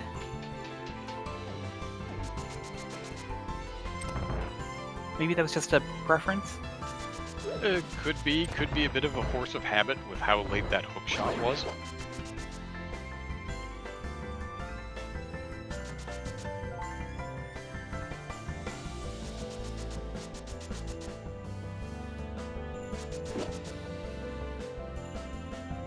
Alright, 2 checks in the front here, and then Trinex that will also make Pyramid Fairy available.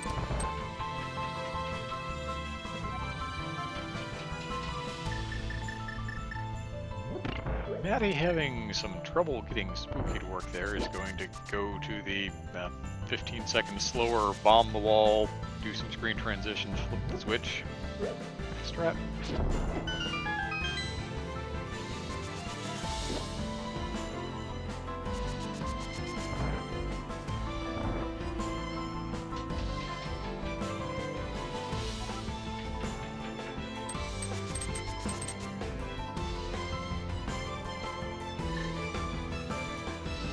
Oh, the Hyrule Castle big, okay.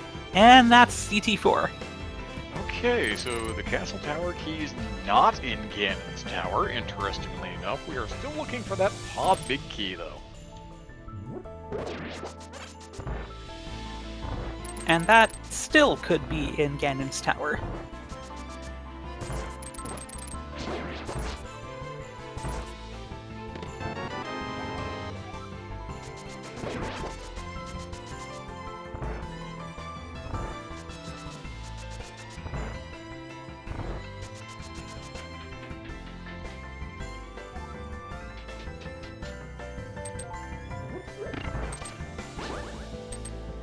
Theoretically, maybe the seed has finally decided that it's done punishing our runners, and Pod Big could just be on Trinex here.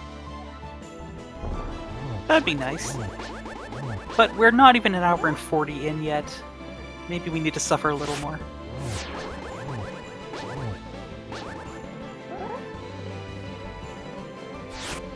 Raylan dropping in on the Moth. Garrison is just now done with Thieves Town.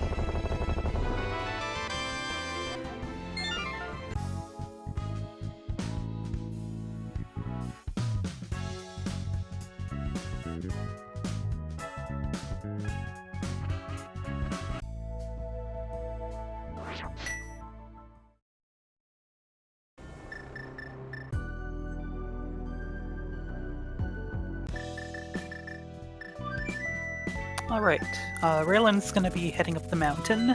That'll get him his 7th crystal. Oh yeah, forget about Pyramid Fairy, we're gonna have GT open after this. I don't think anybody's de-climbing the mountain at this point. I think we're just going to see plays into Ganon's tower, and then if what you're looking for isn't there, you're probably making the rest of the checks in Castle Tower after that.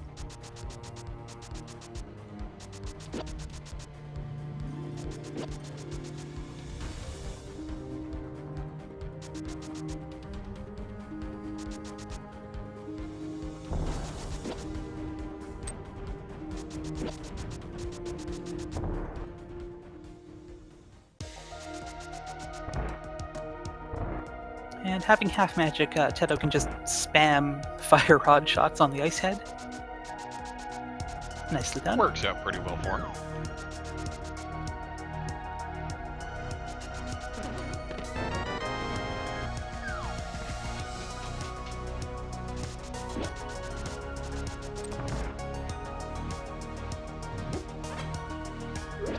Moth is really not playing nice here. Okay, nicely done. That's also Trinex down.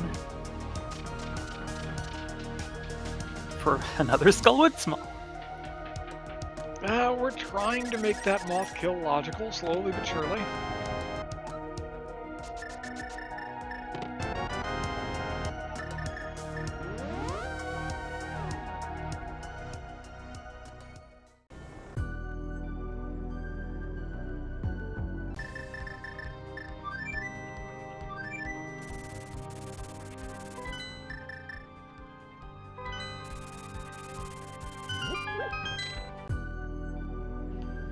And the real comedy option for this Pod Big key is that it's in Zelda's Cell, with that Hyrule Castle Big in Firelocked Turtle Rock, because Oh, yes. nobody's going to go check that until it's a functional last location.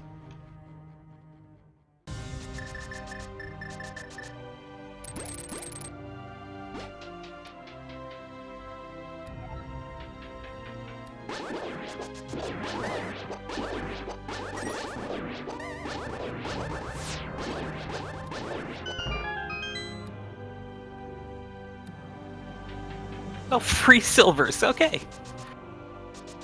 You're certainly not going to turn them down. Yeah, especially with where that tempered is. If the fourth sword doesn't turn up, that's very nice.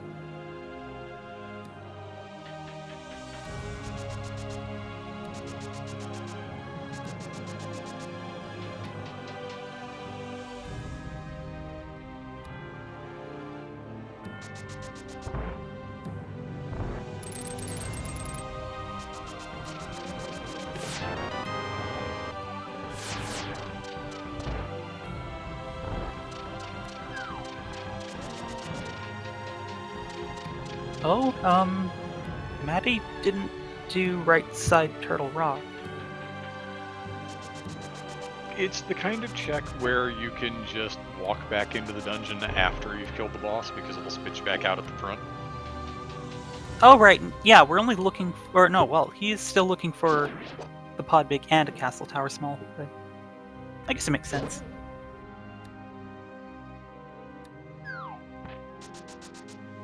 It's also possible that he has kind of forgotten to remember and is not looking at his HUD that he hasn't done those checks yet. You'd think you have these nice indicators on your screen, you might use them from time to time, but I'm as guilty as anyone of just kind of not occasionally. It could be maybe a desperation skip, because it does take a little while. Hey, our second bottle!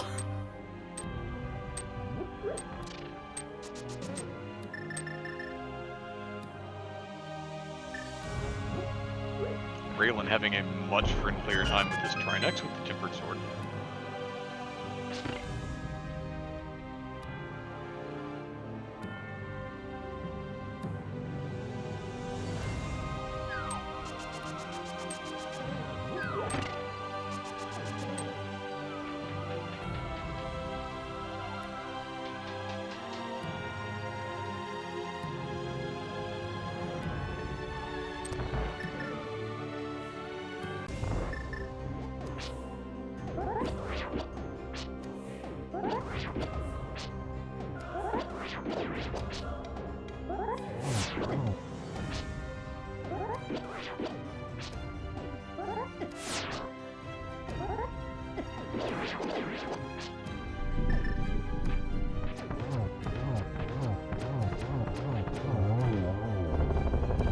Taking care of Vitreous, Teto using silver arrows to take care of Ice Armos. We've got a piece of heart, $5, and another piece of heart, so still not finding the things we're looking for.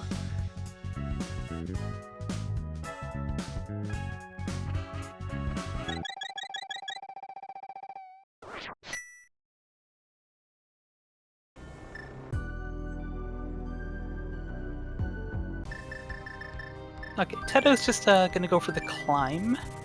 Not gonna do compass room or tile room. Raylan's definitely gonna go get those silvers first.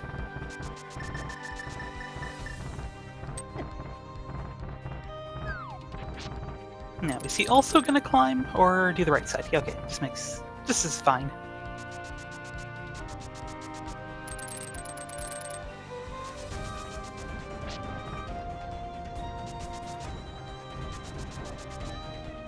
I think it may be a bit of a distribution of keys kind of thing. Teto's trying to not have to find every single GT key, functionally, aside from the one that would open the Forbidden Center door. That makes sense too. As Maddie takes down Trinex, Garrison going to head back into Turtle Rock here momentarily. Let's see, anything interesting in Compass Room? A shuffle to be named later.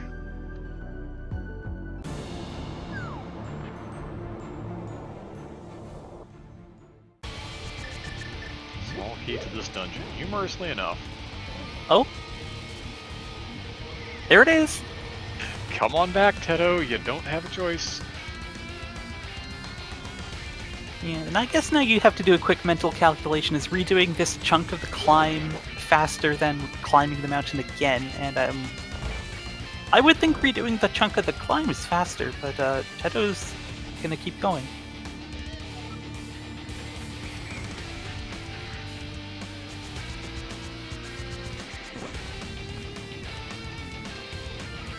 And it looks like both Matty and Garrison are committing to skipping right side Turtle Rock.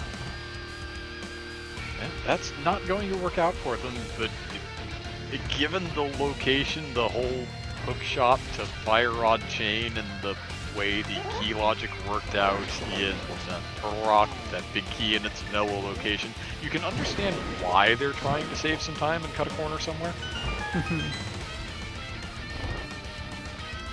And even if that corner cut did work out for them, they're still a little bit too far behind.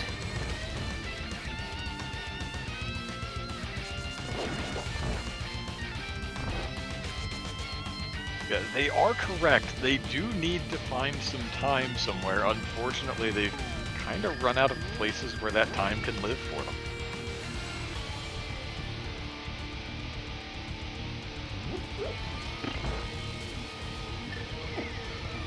And Master Sword Silvers is good enough for Teto. He's not going to do those 3 checks in Mini Helmer Room, or this one.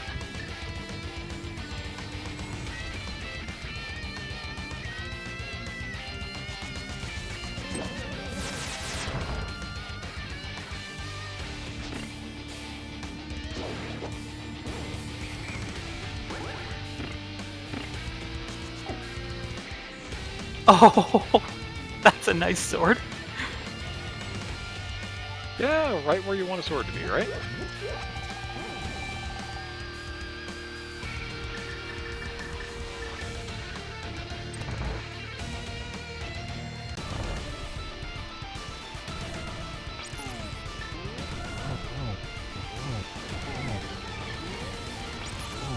We'll see how this Agate 2 looks. A couple of cycles in.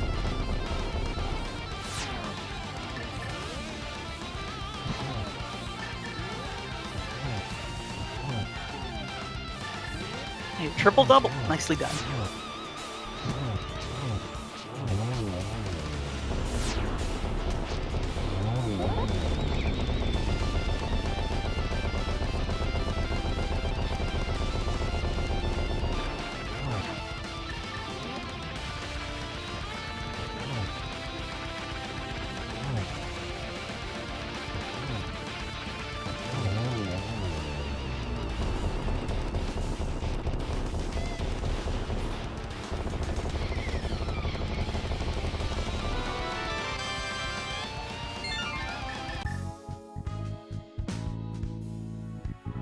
Okay, so Teto's tracker is not lying. He still needs to do Mire and also Ice, it looks like.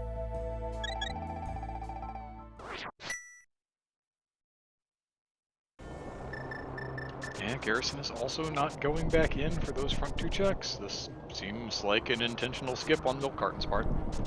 Yeah, if you're gonna make a skip like that, you just have to commit to it and hope.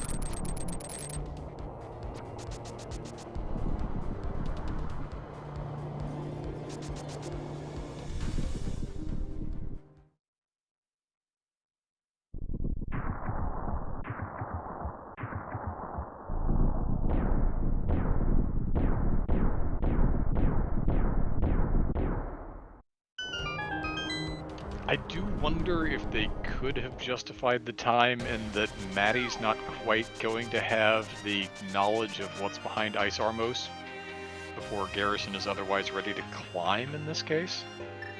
Well, no, Garrison's still going to have to go right to get the pot pick. Never mind, they've got... It times out well for them.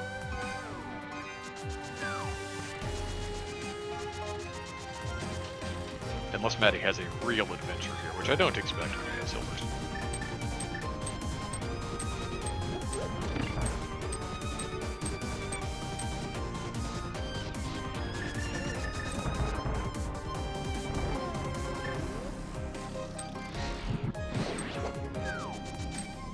Well, he is managing to have an adventure and also a good fight.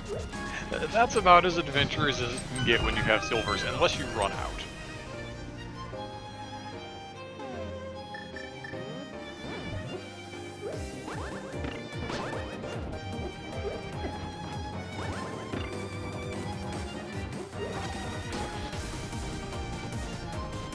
Well, I suppose it is customary to switch over to the leader's music, so we're going to be listening to Hyrule and Tankier's vanilla music. Ooh, That's a little louder than I thought it was. You don't hear all that often in the age of all of the MSU packs, but really the very old school original music.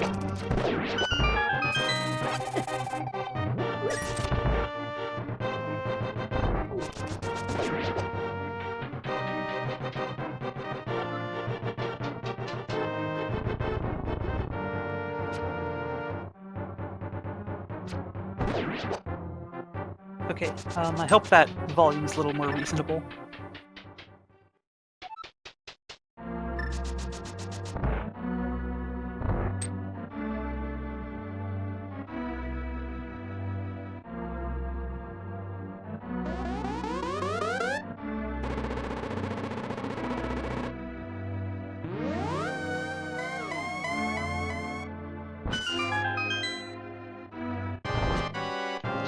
Going to take care of the wizard, go take care of Pod, and then just save quick back to Pyramid Top is what it's ought to look like.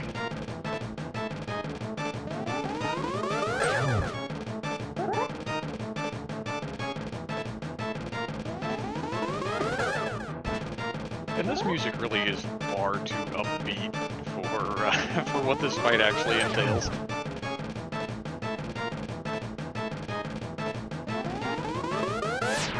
This is where you wish you had a boomerang so you could bonk him on the head.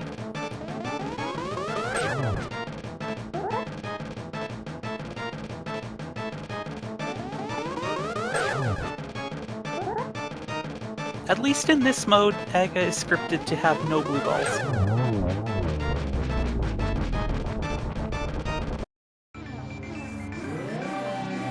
Garrison having a little bit of a time with this Stelco.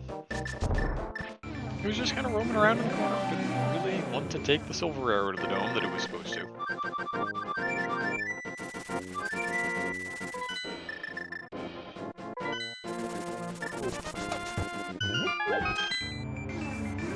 Oh wow, these landmos. Once the first pattern gets away from you, it can be a little difficult to get back on point.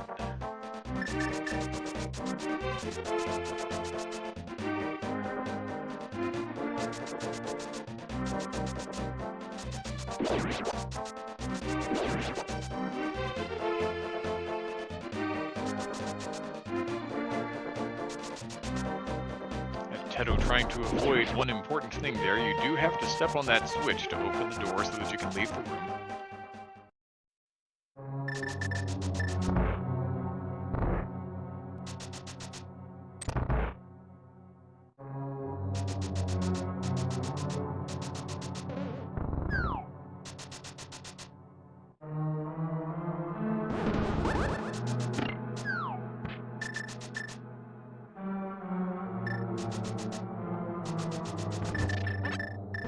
Maddie, meanwhile, is definitely going to open everything up here because Bill Carton is still missing some things.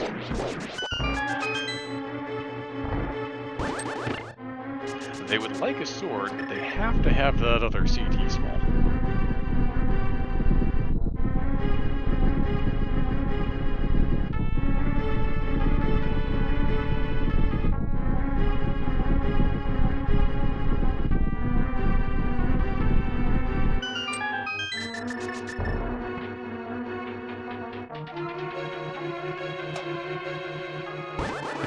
Alright, Teto, the only one having the fire rod for the Cold Stare fight, making very quick work of that.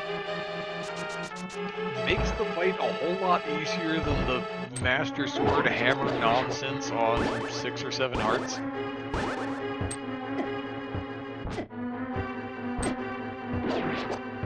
Oh, Garrison just avoids getting knocked off there.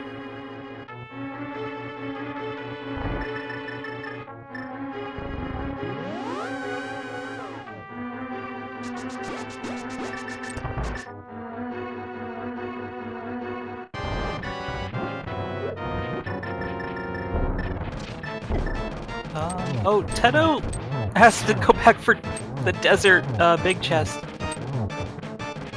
for the third CT small he didn't have. That would be a very good reason why he did not dive into Castle Tower immediately upon completing Ganon's Tower, which otherwise sets up that nice saving quit point for him in the Dark World.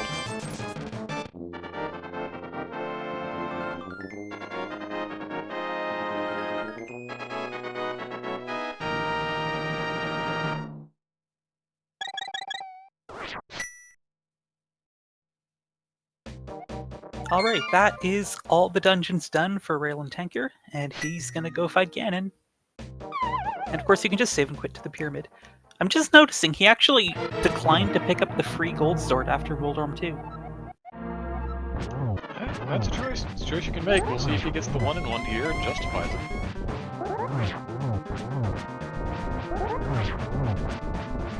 Looks like really good positions to pick up a 1-in-1.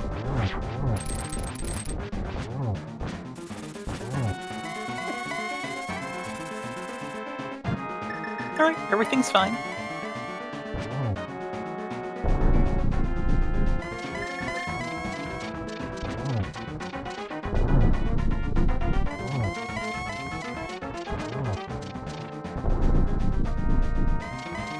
You say that as we get just a little hiccup on the broadcast end. But Raylan's going to start filling this pig full of magical silver ammunition, and I suspect this fight is going to be over very shortly.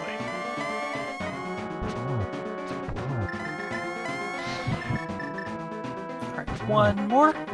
That'll do it.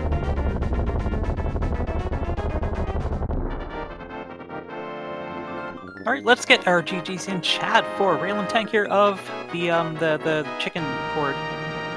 Because I don't know how to pronounce that. And he's going to finish in first place with an official time of 1 hour, 57 minutes, and 15 seconds.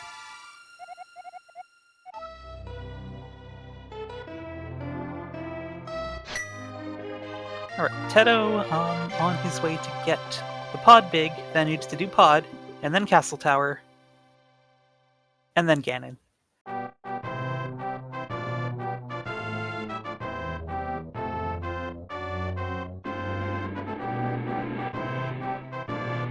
And if Milk Carton is watching the race room at this point, they're saying, uh-oh. Because not only do they have a finisher and we don't, but we're not in go.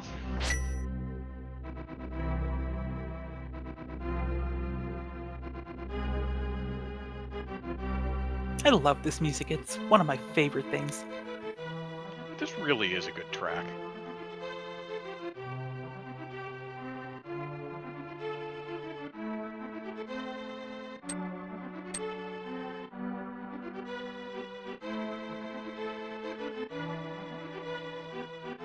Looks like Tedo's opting to take care of Aga Tower first so that he can save quit after pod.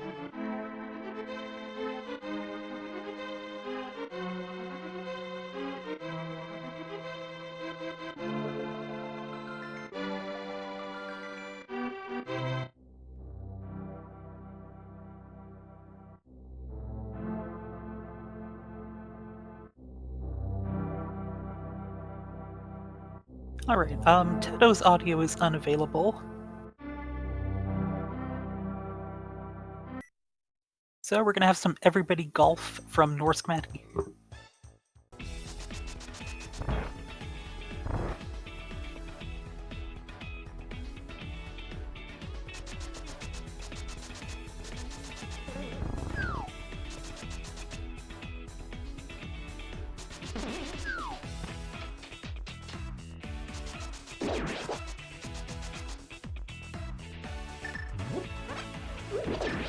Maddie's going to go land on this gold sword and say, well, that's nice and all, we kind of would have liked to have that earlier, however...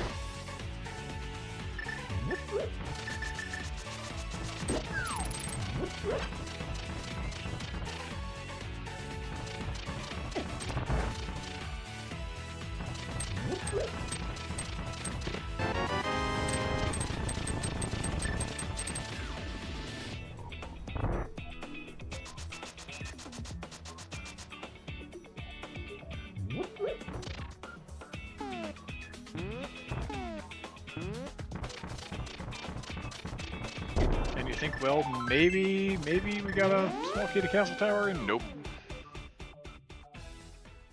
Oh, and Maddie's out of pod smalls too after that.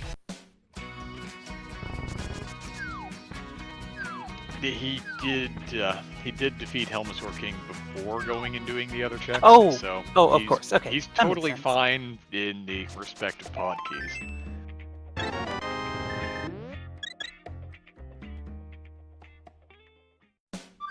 Green pendant turn in, also not yielding the Castle Tower key that is in right side TR. But we've beaten TR, so this is a check that we didn't think we were going to see. Pyramid Fairy. I wonder if Matty can get his rupee count over 2,000. He did last night. But he's about to spend 100 of it.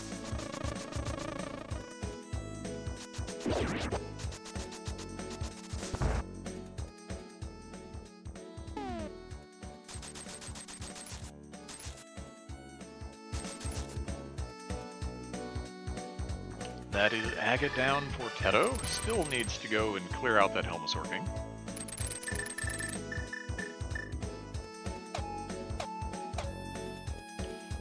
But if you're the Huhnerhorde, you're all of a sudden feeling pretty good about this. You've got about 4 minutes worth of time on the board already, without seeing either of Milk Carton finish.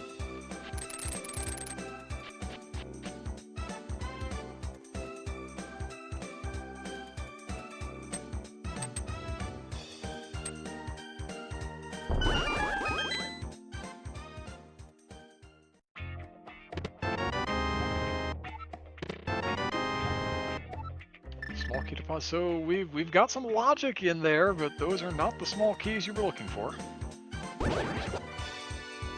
And now we're Okay, wait.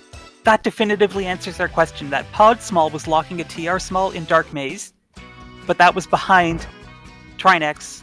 So the TR big was locked by 4 Turtle Rock smalls, not 6. Hey, look at that logic.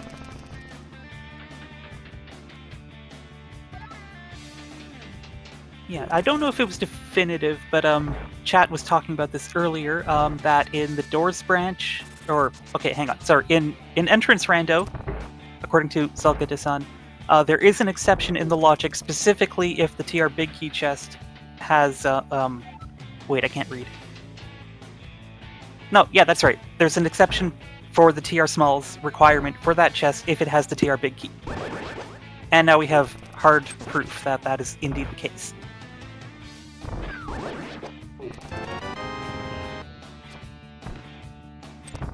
Hey, bottle percent. Imagine, we actually found bottles. Took long enough. And this is eminently reasonable on Maddie's part to do the Pyramid Fairy play into Castle Tower, which is not completable because you have so few checks left that the chances are pretty good that the key you're looking for is here. It's not, of course, but that's certainly the hope.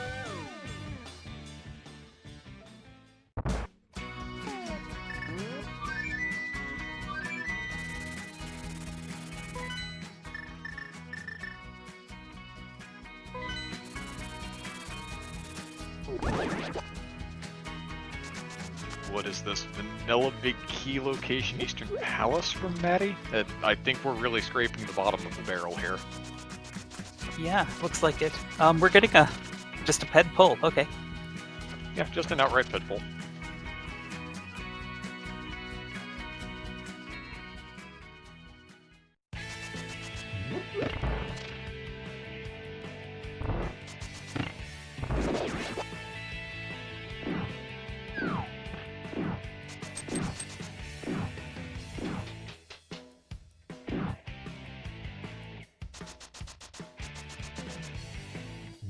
Oh, shovel.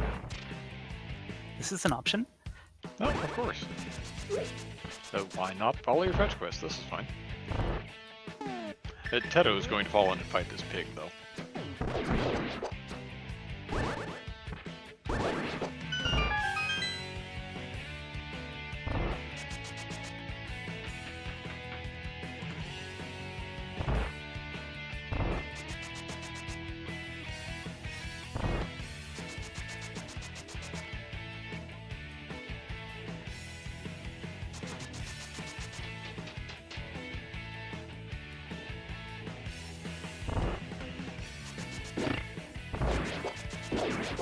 blink and you miss all the way into phase 3 already.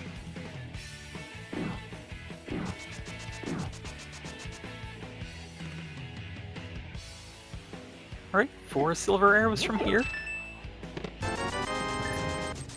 And Patty gets a 300 and gets over 2,000 rupees. And Ted will finish off Ganon. Absolutely amazing. Let's get our GGs. He is going to finish with an official time of 2 hours, 6 minutes, and 4 seconds.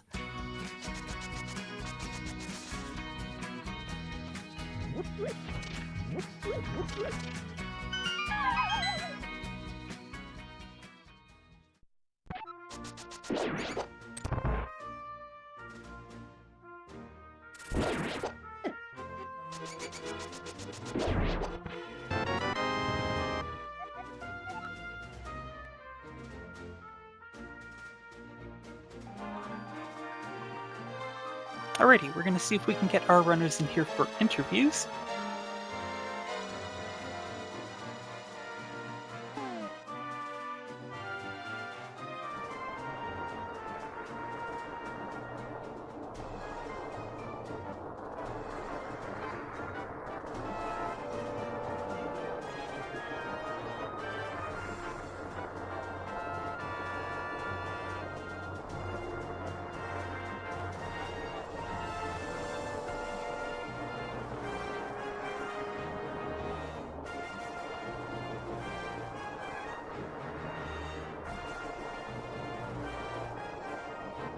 While we wait and see, we're starting to get people in the waiting room, so maybe we'll hold off on the upcoming schedule, as we may actually be joined here shortly. But I will say in advance of that there are plenty of other games that are going to be happening today. If you need a little more Link to the Past Randomizer League in your life on this Saturday, or a very early Sunday, I suppose, in some parts of the world.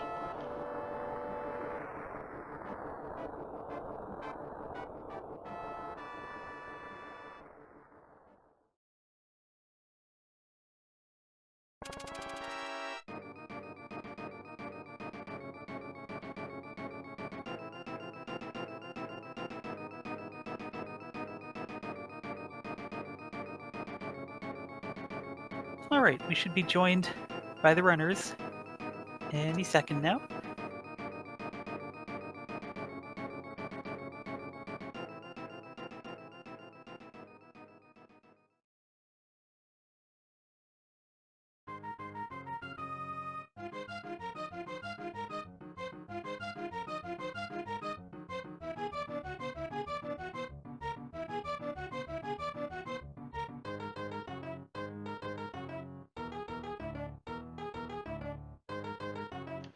Here we are. Here's everybody filing in. Good game, gentlemen.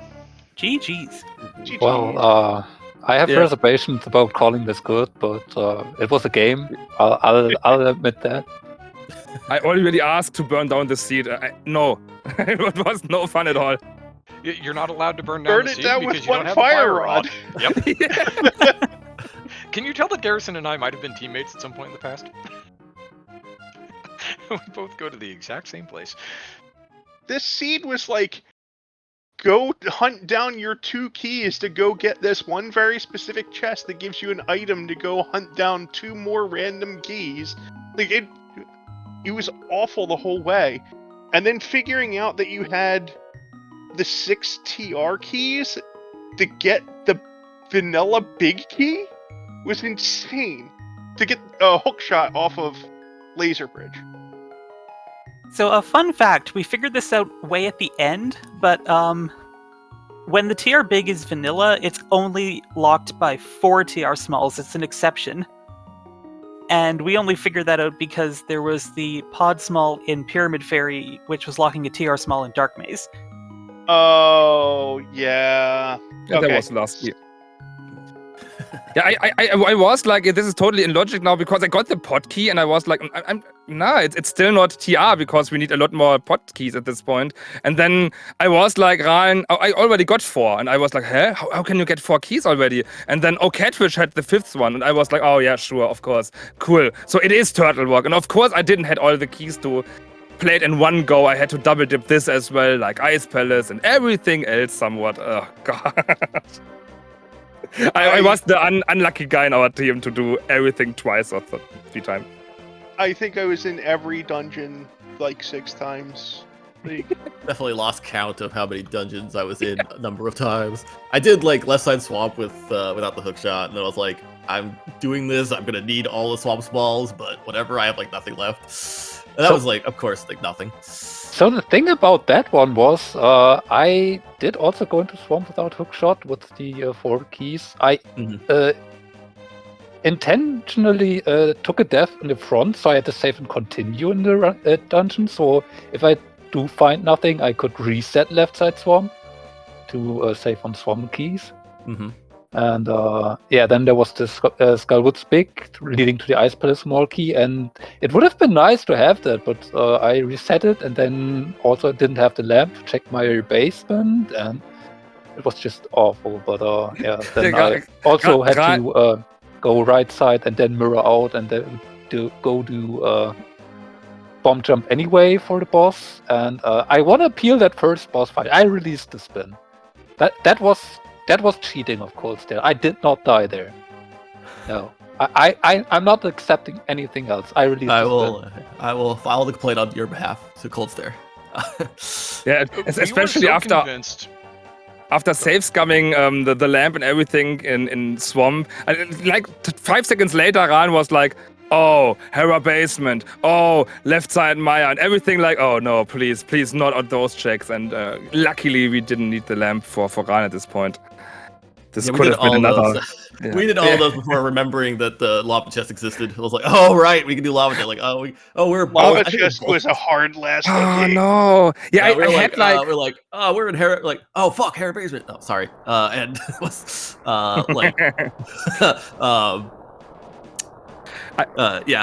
I had like 4.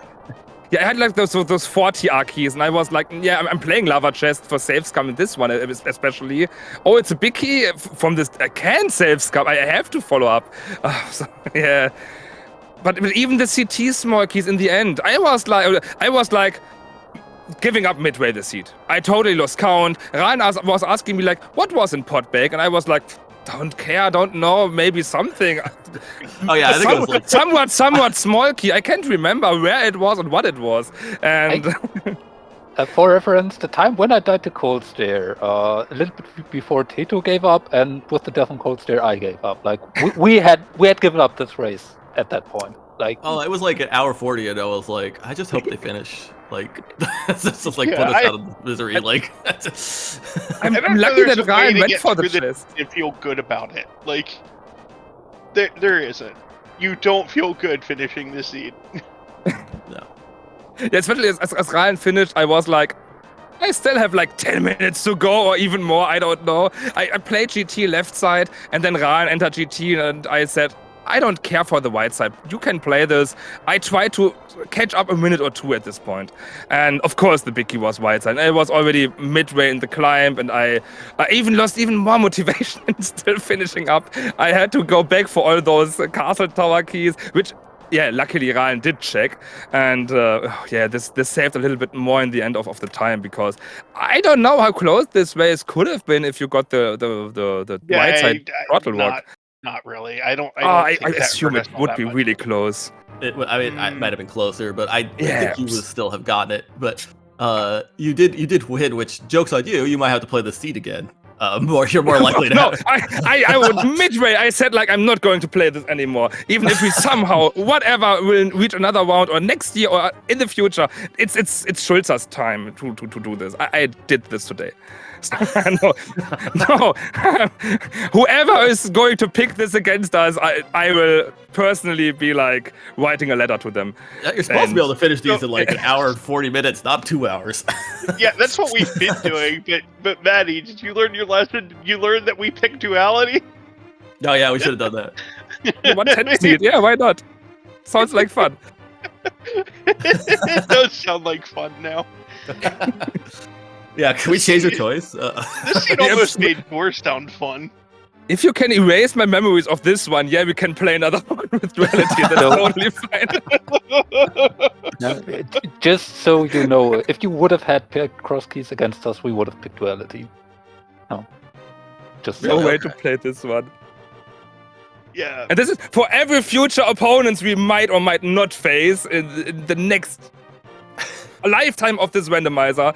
We are not going to pick this mode. Yeah? Think about that one, strategy-wise. I guess you would have picked duality because that's literally the only other option. Then then Yes. this you would like pick anything. So it's you like if there's a choice between this seed and like wrestle in a mud pit, we'd be getting together and wrestling in the mud pit. Oh, absolutely. We talked a little bit beforehand about this. Oh yeah, this mode, and yeah, sometimes, etc. And then you get this one. This is stupidly whatever Oh, locked in Ice Palace. It's like, yeah, why? The mirror in Ice Palace was really bad because, like, I'm like, okay, I need to just pick up the. Oh, I need this key. Where are the? Oh, I'm really far behind. And even after the mirror, after the mountain, I was like, I'm going back to swamp, and I just got a pot small somewhat. So this might be, maybe. And yeah, it took Rahn to get the hammer first. So I really avoided everything progression-wise in this scene. Really unlucky. Like It you was only so bad, I might have gone to pod just to check shooter and sequence break bow locked side. I did that. About this, I was I like, actually did that. yeah, and Rahn was like, oh, this is stupid. I don't have any keys. I can just play just one check at this point. And I was like, yeah, that's fine. I don't care. I'm somewhat happy that I at least Mimic got clipped, yeah. the mimic clip comparatively fast for my standards. I have had way worse I had the red Attempts. potion, so I just camera unlocked. I used Yeah. all my potions in random locations. I was in Kakariko with the red potion in my hand, and I used my red potions, whatever. And then I got somewhere the blue potion, and I used it in TR again. And suddenly, every potion was just wasted because I fat fingered those. I don't know. Garrison, speaking of blue potions really quick, could we talk about you and magic? Because you never seemed to have any. No. I mean, like, what am I supposed to do when I'm doing Spike Cave on 5 hearts?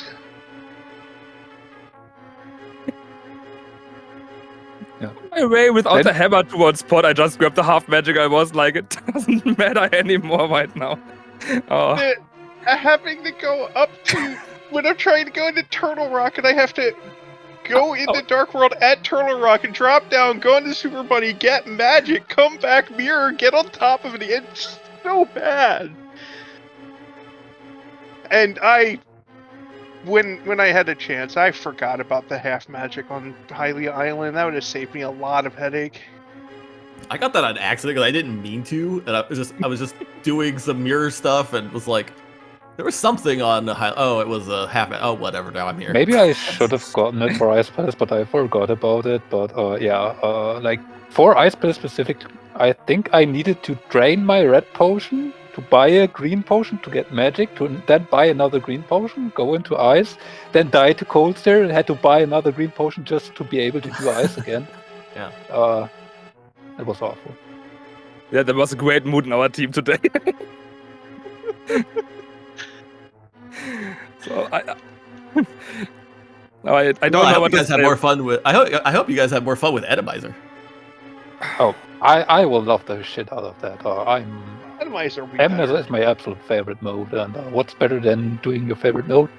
Doing your favorite mode on co-op. It's So, Schulzer. I mean, there's a downside. My favorite I experience have to play with with Randomizer Schulzer, so yeah, far. I guess, but you know, can't have everything, right? Randomizer can get some really bad stuff in there too. My favorite with check. Sure, but then I will laugh at it and think, man, this is so stupid. But I like it because it's so stupid. Just I think forget back what the on progression this seed. was. There was progression in Zelda's Cell, and it was a red berry that was holding the big key, and you had to like search for Yep. Fire Rod to kill it. Yeah, there's some good stuff there too. I would prefer Randomizer over what this could do. Well, the other seeds we played were fine. Like, I They didn't have a problem play with a the lot other of seeds. fine seeds. I would Those prefer a lot of excuses! things over this one. Everything else was fine. I don't know what happened today. This was horrible. Yeah, I just imagine playing this solo without a teammate. I mean, yeah, No, sure. I don't think I would have finished. Okay, it's not faster than our time, but you still need like 2:30 to full clear this. Maybe I don't know. It feels yeah. like it didn't get much on the table playing this co-op because you found nothing and had anyways re-enter everything multiple times, and in the end, I don't see the benefit.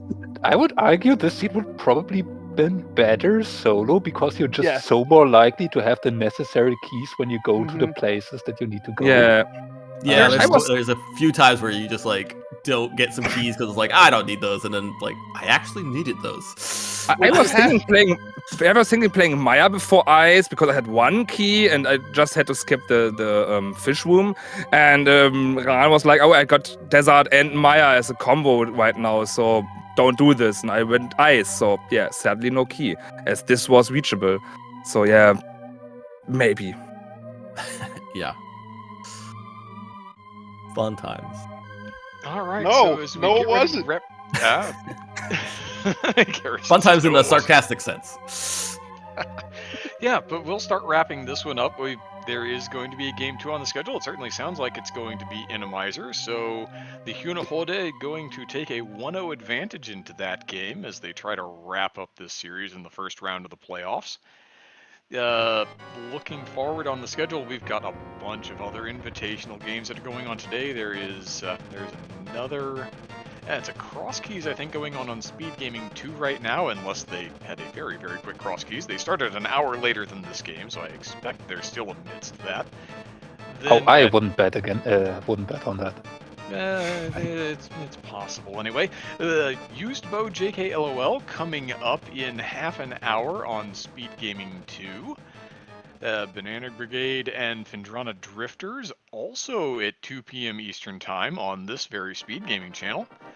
Then we've got some evening action. We'll be skipping forward to 9:30 p.m. Eastern Time. Sphere Funnity and 3 Off the Tee will face off in their first game of this first round. That's going to be an Randomizer game, interestingly enough.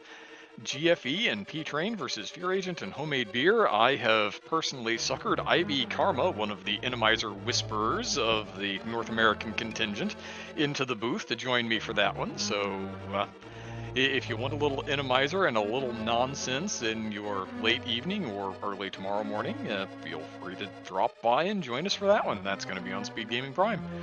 Then Sunday there will be a couple of games, but we'll worry about those later because 5 games I think is enough to be getting on with.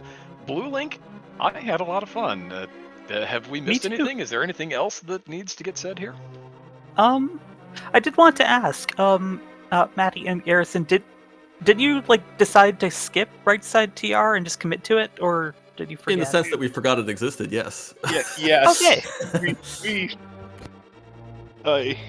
When you go back into TR that late and everything is clear, you're just like, oh, everything is clear, and you just forget that the right side exists.